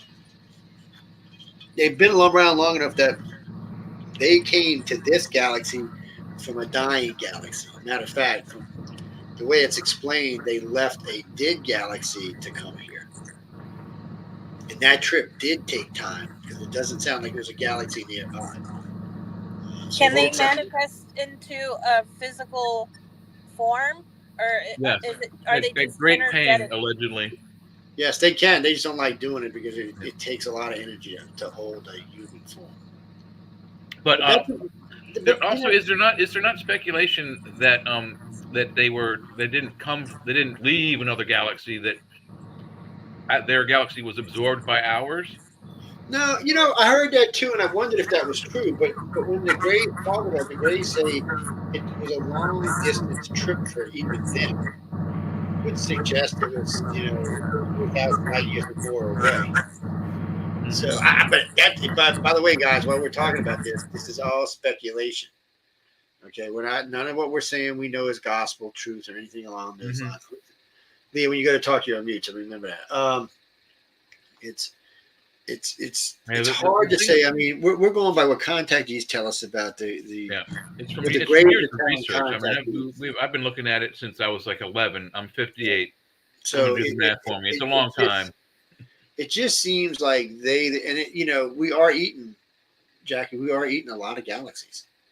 I mean, the biggest one we're eating right now is the Sagittarius galaxy, but I think we're eating 5 right now. Yeah, our galaxy is eating 5. Plus, they recently found out that Andromeda we're already as a galaxy starting to feel the effects of Andromeda eating us. Yes, they just recently, James Webb just found that. What are the symptoms of that? Like, how would we know? What are the signs? Radiation. Doppler? It's called Doppler shift. You got the Doppler shift. You got different kind of radiation in our galaxy that's not here. It's from the body. It's slowly but surely sucking us in. One of these days, And how far away is it's what 4 miles, 4 miles, 4 light years away? The what, galaxy? Andromeda? Yeah. No, Andromeda's like 1 billion light years or something. Oh, okay. It's way to hell away. That's why we didn't think we were going to experience anything yet. That's why it was such a big deal. Because the way I heard it would be because the two are moving towards each other. Mm-hmm. Well, Jimmy, no. So it's like two cars traveling at 50 miles an hour each way. It's actually a 100-mile collision. No, because Right. this one's doing 50, this one's doing 50. When they hit each other, it's 100 miles. So that one's moving at however fast it's going. Ours is moving. So we're doubling how fast we get to each other. If only one of us was moving, it would take a lot longer. But since both of us are moving towards each other, it won't take as long. But it's still forecast. I mean, I'd have to go check. The last forecast I heard was like 1 billion years. So Yeah. well, maybe it's going to be sooner. I mean, that's what James Webb seems to be predicting, that it might be sooner. But what is sooner in something so far away? 100 million years? I mean, what the hell is sooner? I don't know. I think we'll still be gone. We'll be dead by the time that happens. Oh yeah, we'll be dead and reborn a freaking million times before this happens. Can Earth survive it? Earth can survive it. Will it survive it? I don't know, but it can survive it. So what happens is it sucks all of us into theirs. Eventually, we get caught up in their matter and start moving in the same streams as they're moving. And eventually we find our place. Now, in that time, we may collide with stuff and we may not. You just don't know. If we're picked up into empty space like where we live now, we'll probably be all right. If we have, it's going to be like swimming through a bunch of shotgun blasts of all kinds of pebble-sized to planet-sized shit where we'll go through. It might not be very fun. It won't matter how many places we colonize in our own galaxy, because the whole galaxy is going to be eaten. We'd have to leave the galaxy to be safe, which that's a technology we'll eventually invent. Not anytime soon, but traveling. Well, I mean, if we were on the level of the light beings, I'd say we would be okay from a galactic collision. If we're at the level of the grays and anyone down from that, I think we'd be doomed. Even with their technology. Yeah, it's gonna be tough, guys. I mean, we don't know until it happens. We don't know. Well, we are learning because we're eating the Sagittarius galaxy. And we did see that's another problem. So about 10 years ago, a theory came out that Earth was from the Sagittarius galaxy, not from the Milky Way. And the reason they said that is, one, the planet was getting warmer. Well, everybody says that's global warming. Well, come to find out, Earth is in the middle of a bunch of red dwarfs. Red dwarfs give off a lot of heat. And we're in the middle of them. All these red dwarfs that we're in the center of came from the Sagittarius galaxy. So they're trying to figure out how we were here without being collided by them unless we came with them. They said if we were all moving as one piece, they could understand how we survived. But if we were sitting still and all of these were coming in, it would be a miracle that we survived.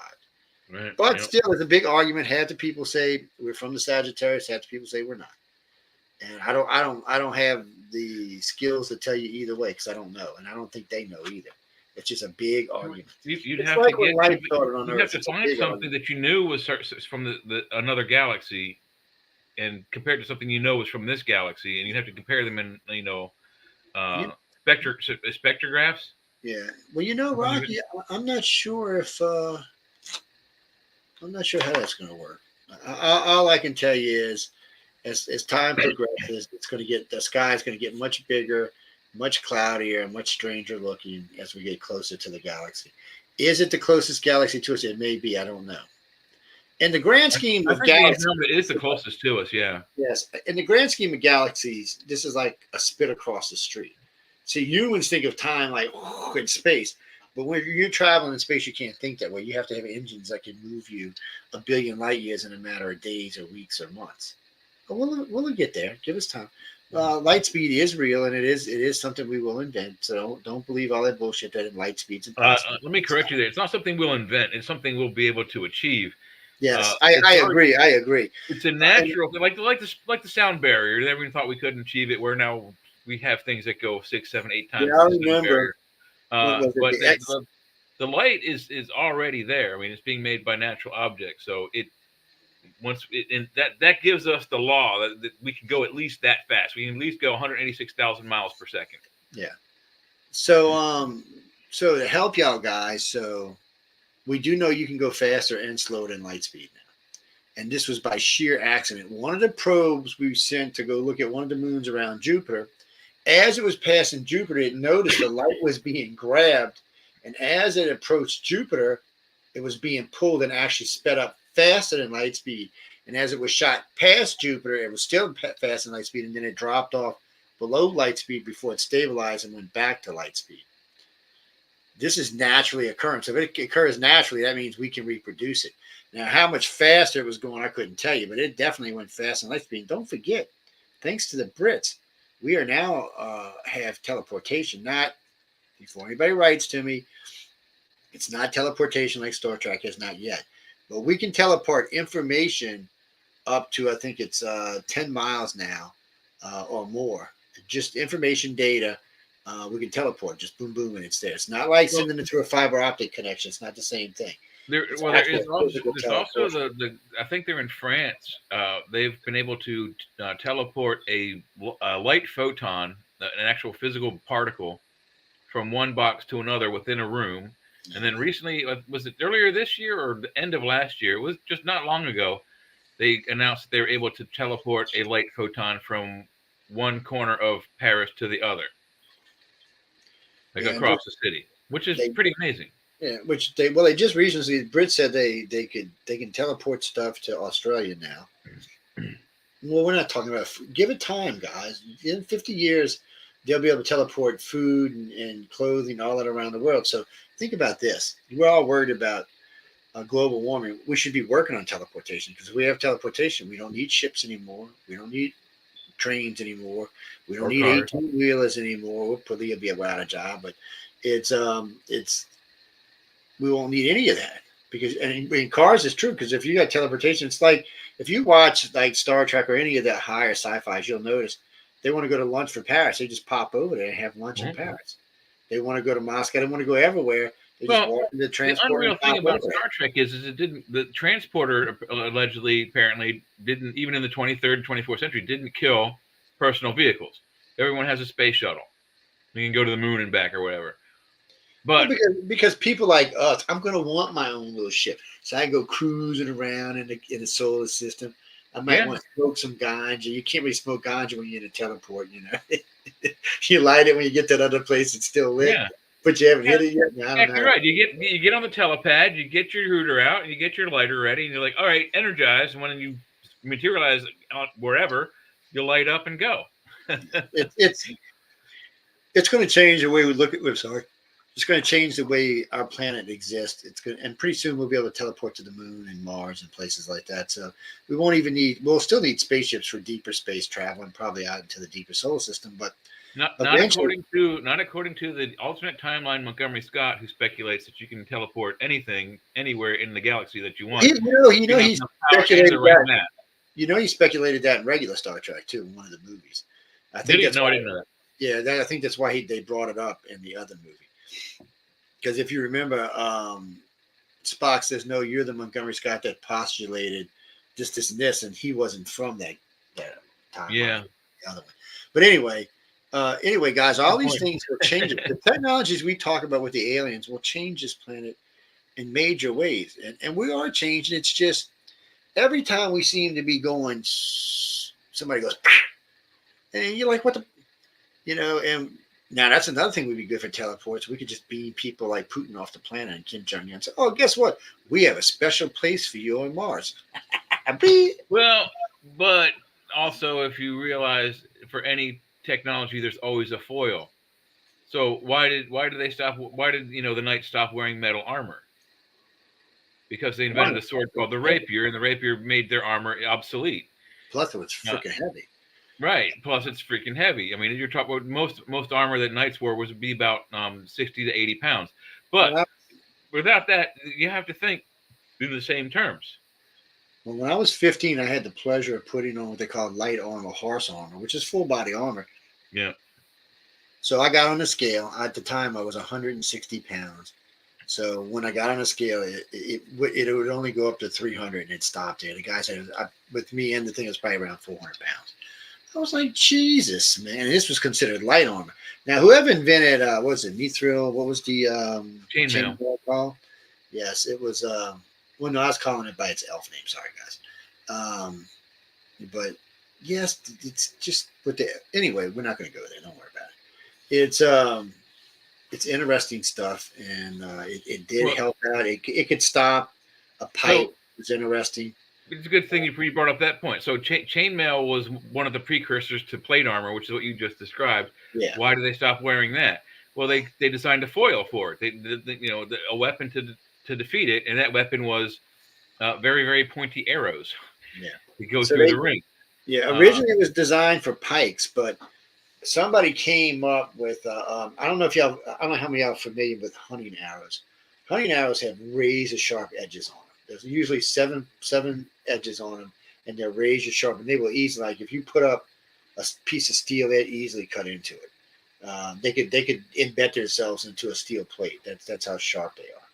So in a deer, I've actually shot one and watched it go all the way through the deer. It was only at 90 yards, and I was using a crossbow, but still, it went through the deer, broke the bone, and went through the deer.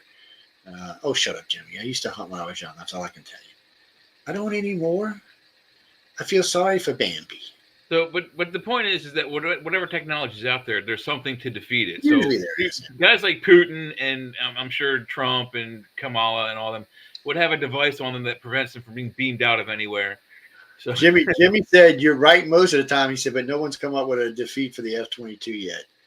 I was like, that's a good cop, but the operative word there was yet. Yeah, it's on the way. I mean, the plate mail came out, and it was a while before when the plate mail came out, it was they were still using swords. That's when you start seeing like battle axes and hammers and stuff because that's what hurts the plate armor. Yeah. So all this we're talking about. So now think about it from an extraterrestrial point of view. They probably went through all of this at one time or another, or something along these lines. I mean, I'm not now from what I've been told technology we've had, they had billions of years ago. Yeah, but from what I've been told about the Greys, they've always been a united society. That gives them a much bigger advantage over us. Well, they're of a hive mind. They have their minds connected away. But it's not just them. The reptilians too were from one society. They were tribes, but they all came from one society.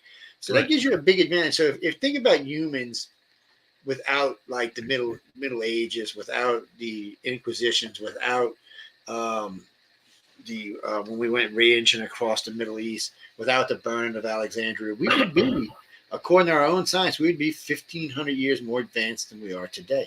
I can't even. When I was 20, I couldn't imagine what 2024 was going to be like.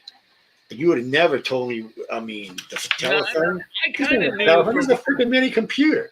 I kind of knew that we were going to have sort of Star Trek-y like technologies before the time I died, and we're almost there. We're getting better and better on our types of technology, but we have so far to go. And remember, guys, us meaning Americans are 75 years on average behind it, 45 to 75, depending on when it is, behind our government. Yes. So when I was in the Navy, and I think this isn't classified anymore. So when I was in the Navy working on board in the conning tower and on the jets and in the reactor room, we had microchips. Now this was 83. Okay, 82, 83, 84, 85, I think. Microchips, like you see today, microchips. Yeah. Okay, now according to today, microchips weren't invented yet. Not those kind of microchips anyway. And some of them were dual cores. I mean, I didn't see a dual core until, 15 years ago, 18 years ago? Yeah. I mean, in public. So that puts it 35 years ahead of anything that was out there. And they had plug-and-play boards, which was one of the biggest innovations the Navy ever came up with, and Air Force using them now. So instead of trying to go change out a resistor or a diode or something on the board, you just take or vacuum tube. Yep. Take the old board, and everything we use was solid state, but still we take the old board out, plug the new board in, hit the little button on it, it would communicate with the jet or whatever it was using, and boom, it was fully operational. It would take minutes instead of hours, because I remember the first time I ever had to work on a microchip board. Man, just changing 2 or 3 resistors in a diode took 2 hours. You had first off, you had to diagnose to find out what exactly the problem was. Yeah, which ones you had to replace. And a lot of times you'd find two and you replace them, then you'd still find another problem again when you retested it. If a board got too hot or too much electricity, tell them it was burned out. And sometimes we would just trash them because when they get to certain points, we didn't want to put our pilots in jeopardy or any missions in jeopardy because we used crappy parts. Right. And I will tell you this: them boards are a little thicker than what we use in our computers today, and a little more sturdy than what we use in our computers today. But they were microchips. Computers back then were like they took up rooms. Yes, but these in the civilian quarter, they took up rooms in some places. Yeah, they did. Well, when I first joined the Navy, the first place they ever sent me to work on anything was the AFI station in New Orleans. So the AFI station was 7 stories tall, and I don't know, 2 blocks wide. The whole building was a computer. This is where the Navy keeps all of its military, not just the Navy, the whole entire military keeps all of their military records. On their soldiers. That's where they keep it at. Well, this was old school. They still had punch cords. You wanted to work on something, you had to take up the floor or the ceiling to get to what you had to work on. Yeah. We had punch cards. We still had reel-to-reels. And I remember one of the first jobs I ever did was to modernize one of the floors. We went and gutted the whole place out, took all of that crap out, and went back with desktop computers and a main server. First off, the place was like 30 degrees cooler. It was ridiculous how much cooler it was. And imagine your electric bill went down. And then they did all 7 floors eventually. And then Katrina came and wiped them all out after the remodel. I know, ain't that a bitch? It's just part of what goes on. But that technology was so much more advanced than what we had at 83. Come on, guys. Did y'all get on the internet at 83? No, you didn't. Did you even have a desktop? It did not go public until 1996, 13 years later. And then you were on Windows 3.0 if you were lucky. Yeah, and the internet that we actually are using was started by, it began as ARPA, Advanced Research Project. You know damn good and well Al Gore has invented the internet. Al Gore's full of shit. But no, and then in 1957, and then in 1958 they changed the name to DARPA, and somewhere in 1958, one of the first things that what we now know is email. The first thing was sent from California to New Jersey. And did y'all know, guys, when I was in the service, we had internet. Yep. All the ships communicated. We had wireless and wired internet. Way back then, we had it. And we didn't see it for almost 20 years after I got out of service. I was so aggravated when I got out of service. I was like, what the hell is this? Yeah. Was it instant? Yeah. What, like the message from California to New Jersey? Was it an instant message? Was it? No, it's what became email. Yeah, it became email. Instant messaging would come years later. No, but was it sent and received within a moment? Yes, it was sent. I think it was sent from Caltech to Yale, and it was Yale's in not in New Jersey. But anyway, it was West Coast to East Coast, and it was sent by telephone modem, like the old kind. I don't know. Leah probably is too young for this, but you had to dial. You put your phone in an actual device, and it would dial. Yeah, and then we go.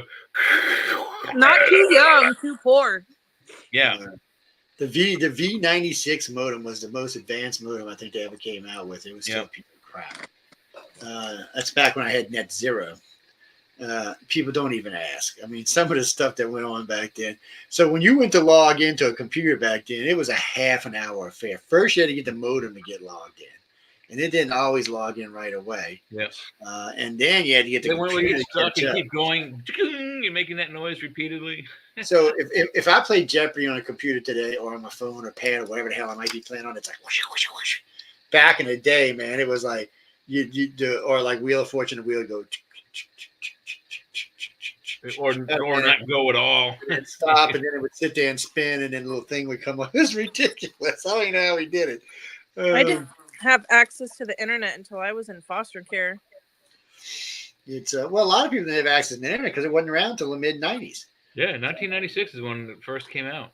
Or my roommate was set it up. That was the first time. It was sometime in '96. I don't remember the month, but yeah, that's back when colleges had T lines. Yeah, and all you had was AOL. Yeah, there was T1, T2, and T3. T3 at the time was military, but T-line. now, just so y'all know, people, T3 today is smoking slow compared to what we all use today. T1 was 1 gig up and down. Yes, it's not like you're thinking a gig in bandwidth. That's not what it was. It was way slower than what we use today. So a regular computer today with a 500 gig download connection and a 20 gig upload connection was probably faster than any T line that was invented at the time. Plus, everything is wireless today. Not just wireless, but it's friendly connections. You don't even need to know how a computer works to get shit to connect to each other. I remember when hooking up a printer was a freaking job. Yeah. Now you just plug it in, hit go, and click. It does everything on its own. You don't. Yeah, you don't have to. The only wire you plug in is the power wire. Yeah, I mean, and the cord go. Well, no, because some of them are wireless. I forgot. Yeah, They're some all, of them they're all Bluetooth now. I just got my newest printer is a Canon G series, I think, or whatever. But it has pour in ink rather than I don't have to go buy cartridges. I just buy a pint of whatever color I need, and all I did was turn it on, plug it in, and it talked to my computer. You want to install this? I was like, yes, I do. Boom, hands free. Yeah, it's definitely a different world than it was just 30 years ago, which is cool. Yeah, That, a printer took really 3 or is. 4 cables to if you ever want to see something funny, go back to the 1900s World Fair and then look at today. First off, we don't have no flying cars. Nope. Been 100 years, 124 years, and still no flying cars. We're getting closer.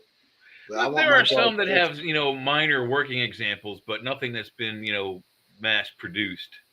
No, Jimmy, I want my damn flying car. I'm just telling you. I want my Jetsons car that folds up into a suitcase so you don't have to find a goddamn parking space. Pardon my French. I want to live in a place where I hit the button and the building goes up through the clouds so I can have a pretty day. Yeah. Well, it can't work like that because you might piss off all your neighbors because they might like the rain. Yeah. I know. But it was still interesting. The robot thing. So think about the robot and the Jetsons. It was pretty old school. Elon, in case you didn't know this, Elon Musk is offering robots to buy for cleaning your house and doing other manual labor. Huh. Yes. He said eventually they'll look just like us, but these are actually being designed not to look like us. So they're working robots. Yeah, he said, and they look pretty cool. How much are they running? I thought it was only like $20,000. I'd have to go look to be. Just seen it the other day with Linda, but I'd have to go look and see exactly what it is. What's that, Frankie? No, all this stuff is fabulous. I mean, these technologies are great. I will say this: that the guy who invented AI says he wished he would have never invented it. That's too late. Genie's out of the bag. Just like when Einstein told him how to build a bomb and then built it. No, Mike. Einstein did not build the bomb. He may have invented the technology to build the bomb, but he had nothing to do with building it. No, that was Werner von Braun.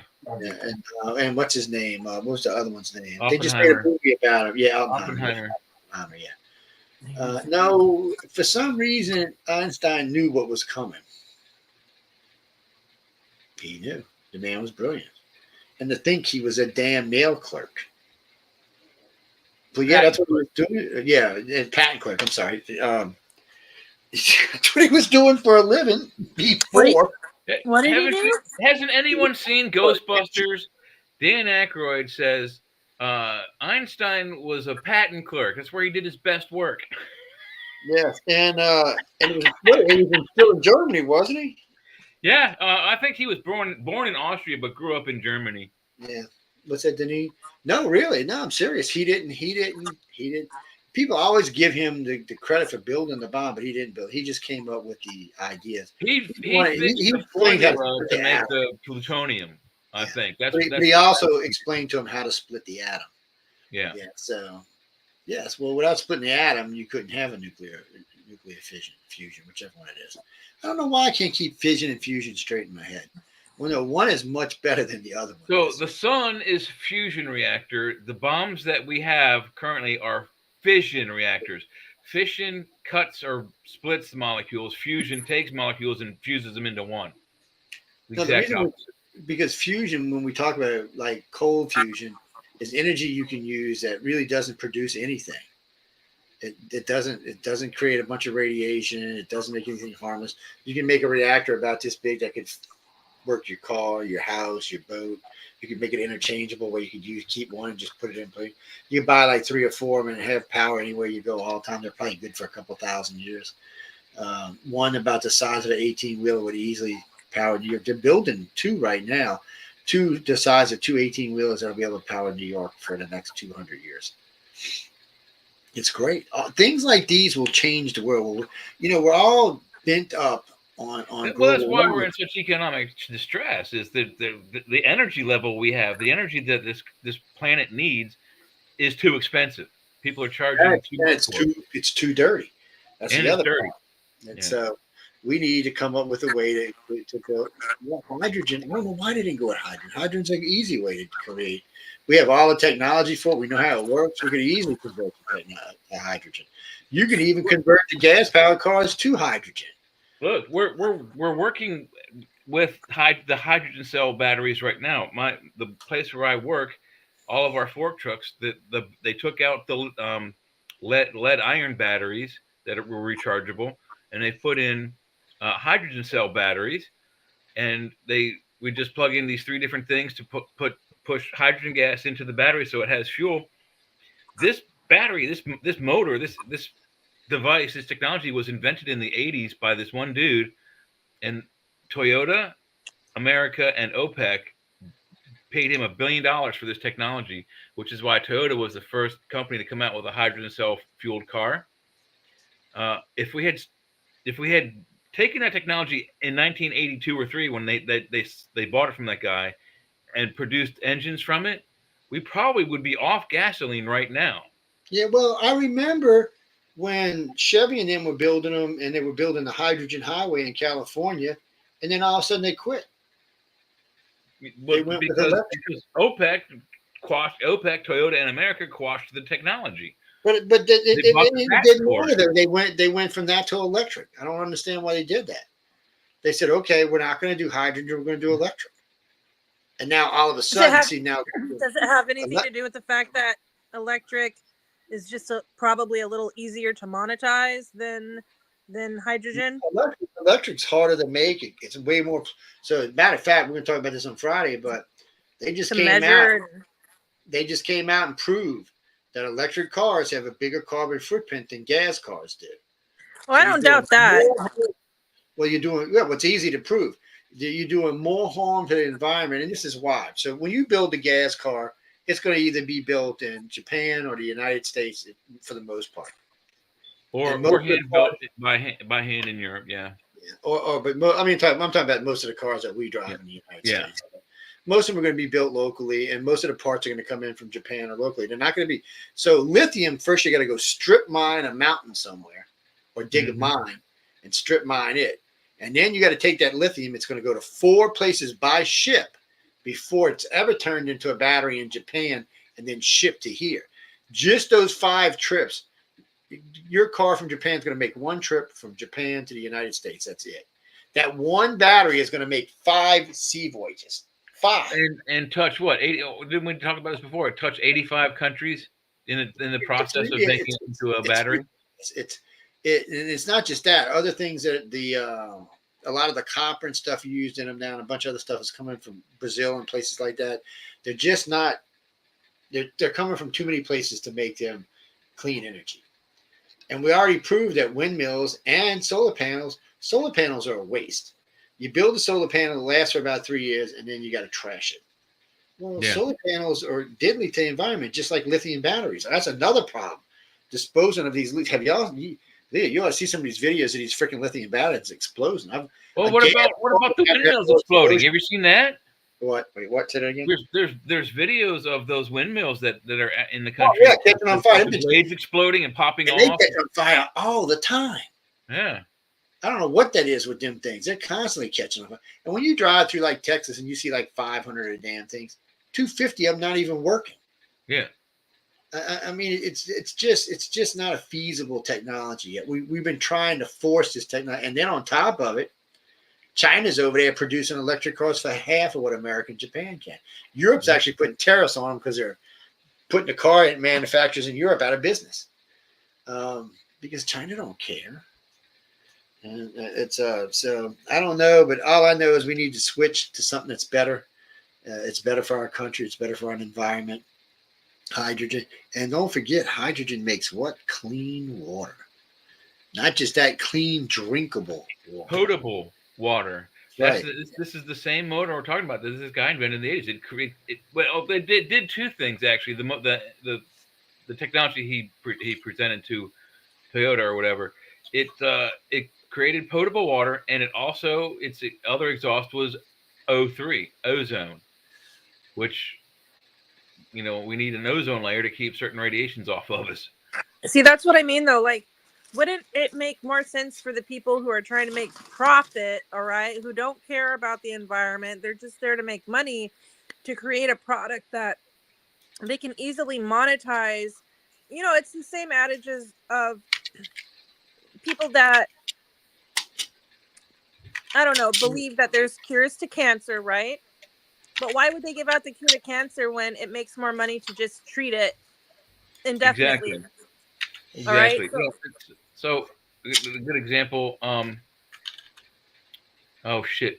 But right before that, what were you saying about? Damn, I had a really good example. My brain just lost it. So, I mean, if there's a vehicle out there that's creating potable water and is actually helping the environment, I feel like there's just the problem is. This is the reason. So, number one, it was going to be so cheap that you wouldn't. I mean, right now I think it takes us $16 an hour or $16 a gallon to produce or get hydrogen fuel. But had they done this technology in the 80s, it would probably have replaced gasoline by now and would be much more clean and efficient. That's one thing. So there's so much of that product that it would make it basically free, like oxygen. So they can't put a meter on it. That's why they don't like that technology. The same thing they did with the electricity. They went with Edison, not Tesla, because Tesla's was going to be free for everybody. You can't put a meter on it. Edison's, you can put it through a meter and see, oh, this guy's used 20,000 hours of, or 20,000. Exactly. Boom. So they're able to control the masses that way, control output, control, and while making money for it all. If they can't put a meter on it and charge you for it, that's why you don't see that technology coming. That's part of this. Well, that's Friday thing, but that's part of the swamp that the corruption that's in governments all over the planet. That's what I was going to say. I feel like the biggest problem is the fact that there's these people that are still in power who are money hungry and greedy, and they don't care about the environment. They don't care about the future that they're leaving for their children's children. Yep. And, it's just about how much money they're making, and that's it. So, I mean, once those people don't exist, or they're, I don't know. I don't want to say die off because of old age or something, but I feel like the more people. Do you think that's going to change? Do you think that's going to change anything? Because we just teach our children. I mean, I feel like there's a good chance. I think that's one of the battles of humanity is educating ourselves and educating our children and helping them live more, healthier, all around healthier lifestyles than what our predecessors were known for. That's kind of what, procreating is about, like teaching our children to do better than we did. So hopefully, as time progresses, there will be those who stand out in a crowd who are able to come up with inventions that help instead of are just there to make somebody money, but it's a really tough uphill battle. When I was just watching last night how our current younger generations are consuming online videos that are considered so-called brain rot, and that's what we have a whole generation of children that are being taught to just be, non-thinkers. So it's gonna take a lot of work and a lot of education, really, of what not to do, because it's what's been proven to be the wrong way. It is definitely different, that's for sure. Yeah. Yeah. We are also 22 minutes into Michelle's show. We're getting ready to get out of here. To everybody who joined in the chat room with us and everybody who was listening in the other chat room and on the messenger, thanks for coming by. We'll talk a little bit more about this next week. This Friday, a lot going on. 2 weeks from now, maybe 3 weeks from now, I'll set a set date up. We're going to do our show on who was the big boss, Jesus. So that ought to be interesting. Oh yeah. People. So I'm announcing it on this show. I'll announce it on the Friday night show. But people, bring your information. Make sure it's factually correct. We're going to be just using stuff. We're not going to be using anything.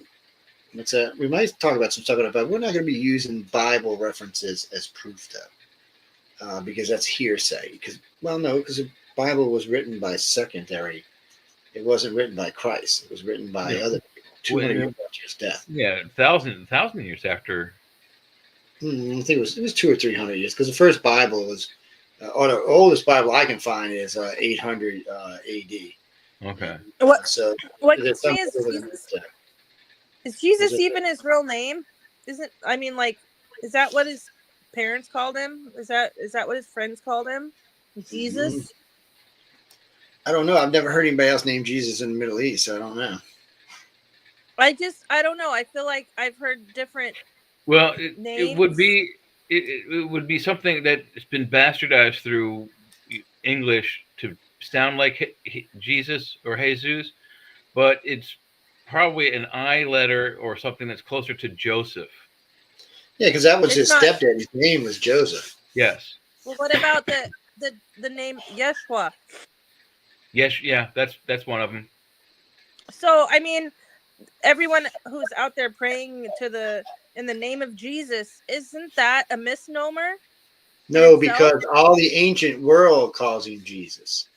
So one of the things we'll be talking about is, real quick. But what if Jesus Christ himself came down and was like, "Who the heck is Jesus that you guys?" Well, he wouldn't, because one of the emperors nearby in another country wrote to Jesus using that name and asked him to come cure him. The Romans called him Jesus, and at least the emperor and at least 4 or 5 other governors. There's actually, that's the thing nobody ever wants to talk about. There's actually quite a few writings about Jesus prior to him being named the Son of God.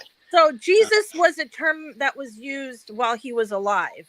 Like Jesus was a name that he was called. As far as we know, it might be his nickname. Like my real name is Joseph, but everybody calls me Joe. And there are people in South America named Jesus, but it's Jesus. It's not Jesus. It's not how it's pronounced. It's pronounced Jesus. Just like my name. There's also the movie with Samuel L. Jackson. His character's name is Zeus, and Bruce Willis mistakes him for being Jesus. He's like, no, it's not Jesus, it's Zeus. Like, throw a lightning bolt on your ass, Zeus. Yeah, so I mean, stuff, but we'll have all that up available, and if any other names come up, we'll talk about those as well. Cool. What's that? No, bring your homework, do your homework, come to the show. Yeah.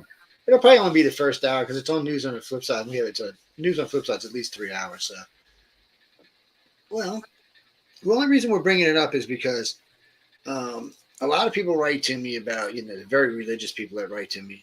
Was it Christian? Well, no. So, real quick, 78% of Americans are Christian, but I think 86% or 88% are religious.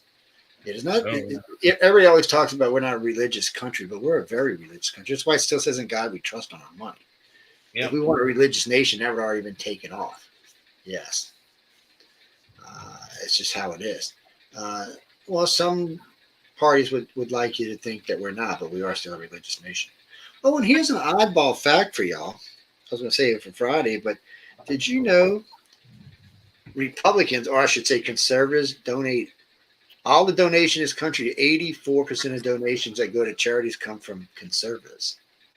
Wow. Democrats donate less than 10%. And they're some of the richest people in the country. Mm-hmm. That's pathetic. I mean, that's pathetic. Yeah. Hey guys, look, I don't make these up. This is all stuff you can verify yourself. Don't ask me why. Well, a lot of conservatives are Christians. That's probably why. Well, I feel like also a lot of Democrats are not. I don't know, but there's a lot that I've met actually who claim to be atheists, who are non-religious. Agnostic, yes. They're secular, and Yes, they don't want to contribute to those types of organizations, like any type of religious organization. So they're not going to donate stuff to churches because they don't believe in it. that's right. But we're not talking about churches. We're talking about donating to the Red Cross, Yeah. to charities, to places that save people's lives, to things that help people around the world. That's what we're talking about. We're not talking about the religious stuff. We're talking about just everyday things. Everyone should donate to the Red Cross. The Red Cross saves everybody's ass. FEMA, you don't donate to FEMA. Your taxes But go where to FEMA. do you donate to the Red Cross? Like, I don't know anywhere around here where I could bring a box of clothes or like some food for a Well, pantry see, that's to the weird Red because, Cross. like, down here, most of that stuff goes to the Salvation Army, not to the Red Cross. Red Cross, from my understanding, just usually takes money and volunteers. So you'll see down here, like stuff like what you were just talking about, usually goes to the Salvation Army, and the Red Cross usually just gets cash. People write them a check for 20, write them a check for 50. You can do it online. And, so you're talking about monetary donations. yes, because there's two different kinds. So if you're a Salvation person, then you're getting all kind of donations. But if you're Red Cross, it's probably just money, because Red Cross really just goes in and helps people with food and places and stuff I like that. see what you're saying. Yeah, particularly during these hurricanes, they were requesting, rather than you buying supplies donations, like the things that they would need to clean up the debris, they were asking for monetary. That way they can funnel the money quicker down there than moving physical objects that have been donated. So now, on Friday, yeah. y'all forget about this on Friday. Mysterious drone fleet breaches U.S. military airspace for 17 days, baffling the Pentagon. We want to look this up and do some research on this. It says, Michelle sent it to me a little while ago. Langley Air Force Base in Virginia, 17 others. I don't know why our government would even allow something like this. We have the ability to shoot drones down, so. Yeah, so I'm not sure why we would do that. But anyway, we got to get out of here. I want to thank everyone for tuning in to United Public Radio and UFO Undercover. I hope you enjoyed the show. Moans, groans, bitches, and complaint right to Leah's noisy butt. Yeah. I'm so sorry. We're going to send them all out of Leah. No, we got to go, guys and girls. No more questions. Sorry, we got to go. But don't forget, Friday we'll be here talking about politics. By Friday, what is Friday? Is the 17th, 18th, right? So, notice that. Yeah. 12, 13, it'd be 18 days to the election as a Friday. Yep. So we'll be talking a lot about that. By then, I think Camilla will have done her interview on Fox. We'll be talking about her interview she did on CBS, which was doctored, and CBS refuses to release the transcripts, which nobody, not even the liberal media, can understand this. What do you think's going to be the outcome? Tell me what she's not going to win. She had her Fox interview tonight too, which was it tonight? Okay. The Fox interview was tonight with Brent, whatever his name is. But the blurb I saw about it was that it got heated over Biden and immigration. Well, I imagine it did. So we'll hear about it. I imagine in a little while I'll start seeing things flashing across my screens here, like I always do. But what's that, Jimmy? No, we gotta go. Go listen to the Outer Realm with Michelle DeRoche and Amelia Pisano. Go give them some love, give them some hugs. They work hard to be on the network. Oh, while we're on the Roku thing, before we go, y'all be looking for a change. Somewhere between the 1st and the 5th of November, we'll be switching over. If it looks like we can't do it before the election, we'll probably leave Roku in place until then. But if we can do it before the election, we'll have switched over by then, and everybody will be made aware of it. Well, Roku is like shooting darts without a dartboard. Yeah. You don't never know where the damn show's at. I've managed to find it 3 times in the 10 times I went looking. One of the ladies who was watching us early sent me a 5-mile long barcode. If you type it on Roku, it'll bring you to the show. But it is in the live section. But when I go look on live, there's a lot of live shows in Roku. So I guess we're not popular enough to get in the high ones yet. But get out there, check it out, and enjoy it. If you want to watch us on TV, you can always watch us on YouTube or Facebook or any of that. But we're also on Rumble, so be sure to go check us out over there. We're not going to ever be on Truth Social, mainly because they don't do what we're doing. It has nothing to do with Trump. We will one day be on X because X now wants us to pay to be on X, so we'll have to work that out. You can't broadcast, and sooner or later we'll be back. I had set us up to go back on LinkedIn, but then they started a new page instead of giving me my old one back, and I haven't had the time to sit down and correct Did you that. guys give up on SoundCloud? No, we'll start putting stuff back on SoundCloud, but we've been waiting for this featured stuff to get straightened out. One of the companies we work with that does our advertisement through Google, there's 5 different companies you can pay. One of them somehow or another kind of sort of went out of business. Another one, 2 of them only want to use Bitcoin, which I don't want to use. And the other 2 are funny about what kind of cards you can use. So anyways, hopefully that'll all be straightened out by the weekend too. And we won't have to worry about that anymore. It's a pain. That's what it is. It's just one big pain after another one. What's that, Bruce? No, it's a pain in the ass. I don't make them. We're just here for that. But we got to go. So again, I want to thank everyone for tuning in to United Public Radio, UFO Paranormal Radio and TV, and of course UFO Undercover. Be sure to give Jay and Leah some love. I don't know when Leah's going to get her own show. That's up to her. Jay's already. What do on you mean it's up to me? Jay's already on 3 shows. I need a computer. That's right. You need a computer. No, Jay's on this one, News on the Flip Side, and Church of Mavis. Church of Mavis will precede News on the Flip Side this Friday. Well, he does 5 hours with us on Friday. Yeah. I don't think he needs a show on Friday. He's already doing 5. We got 2 shows already.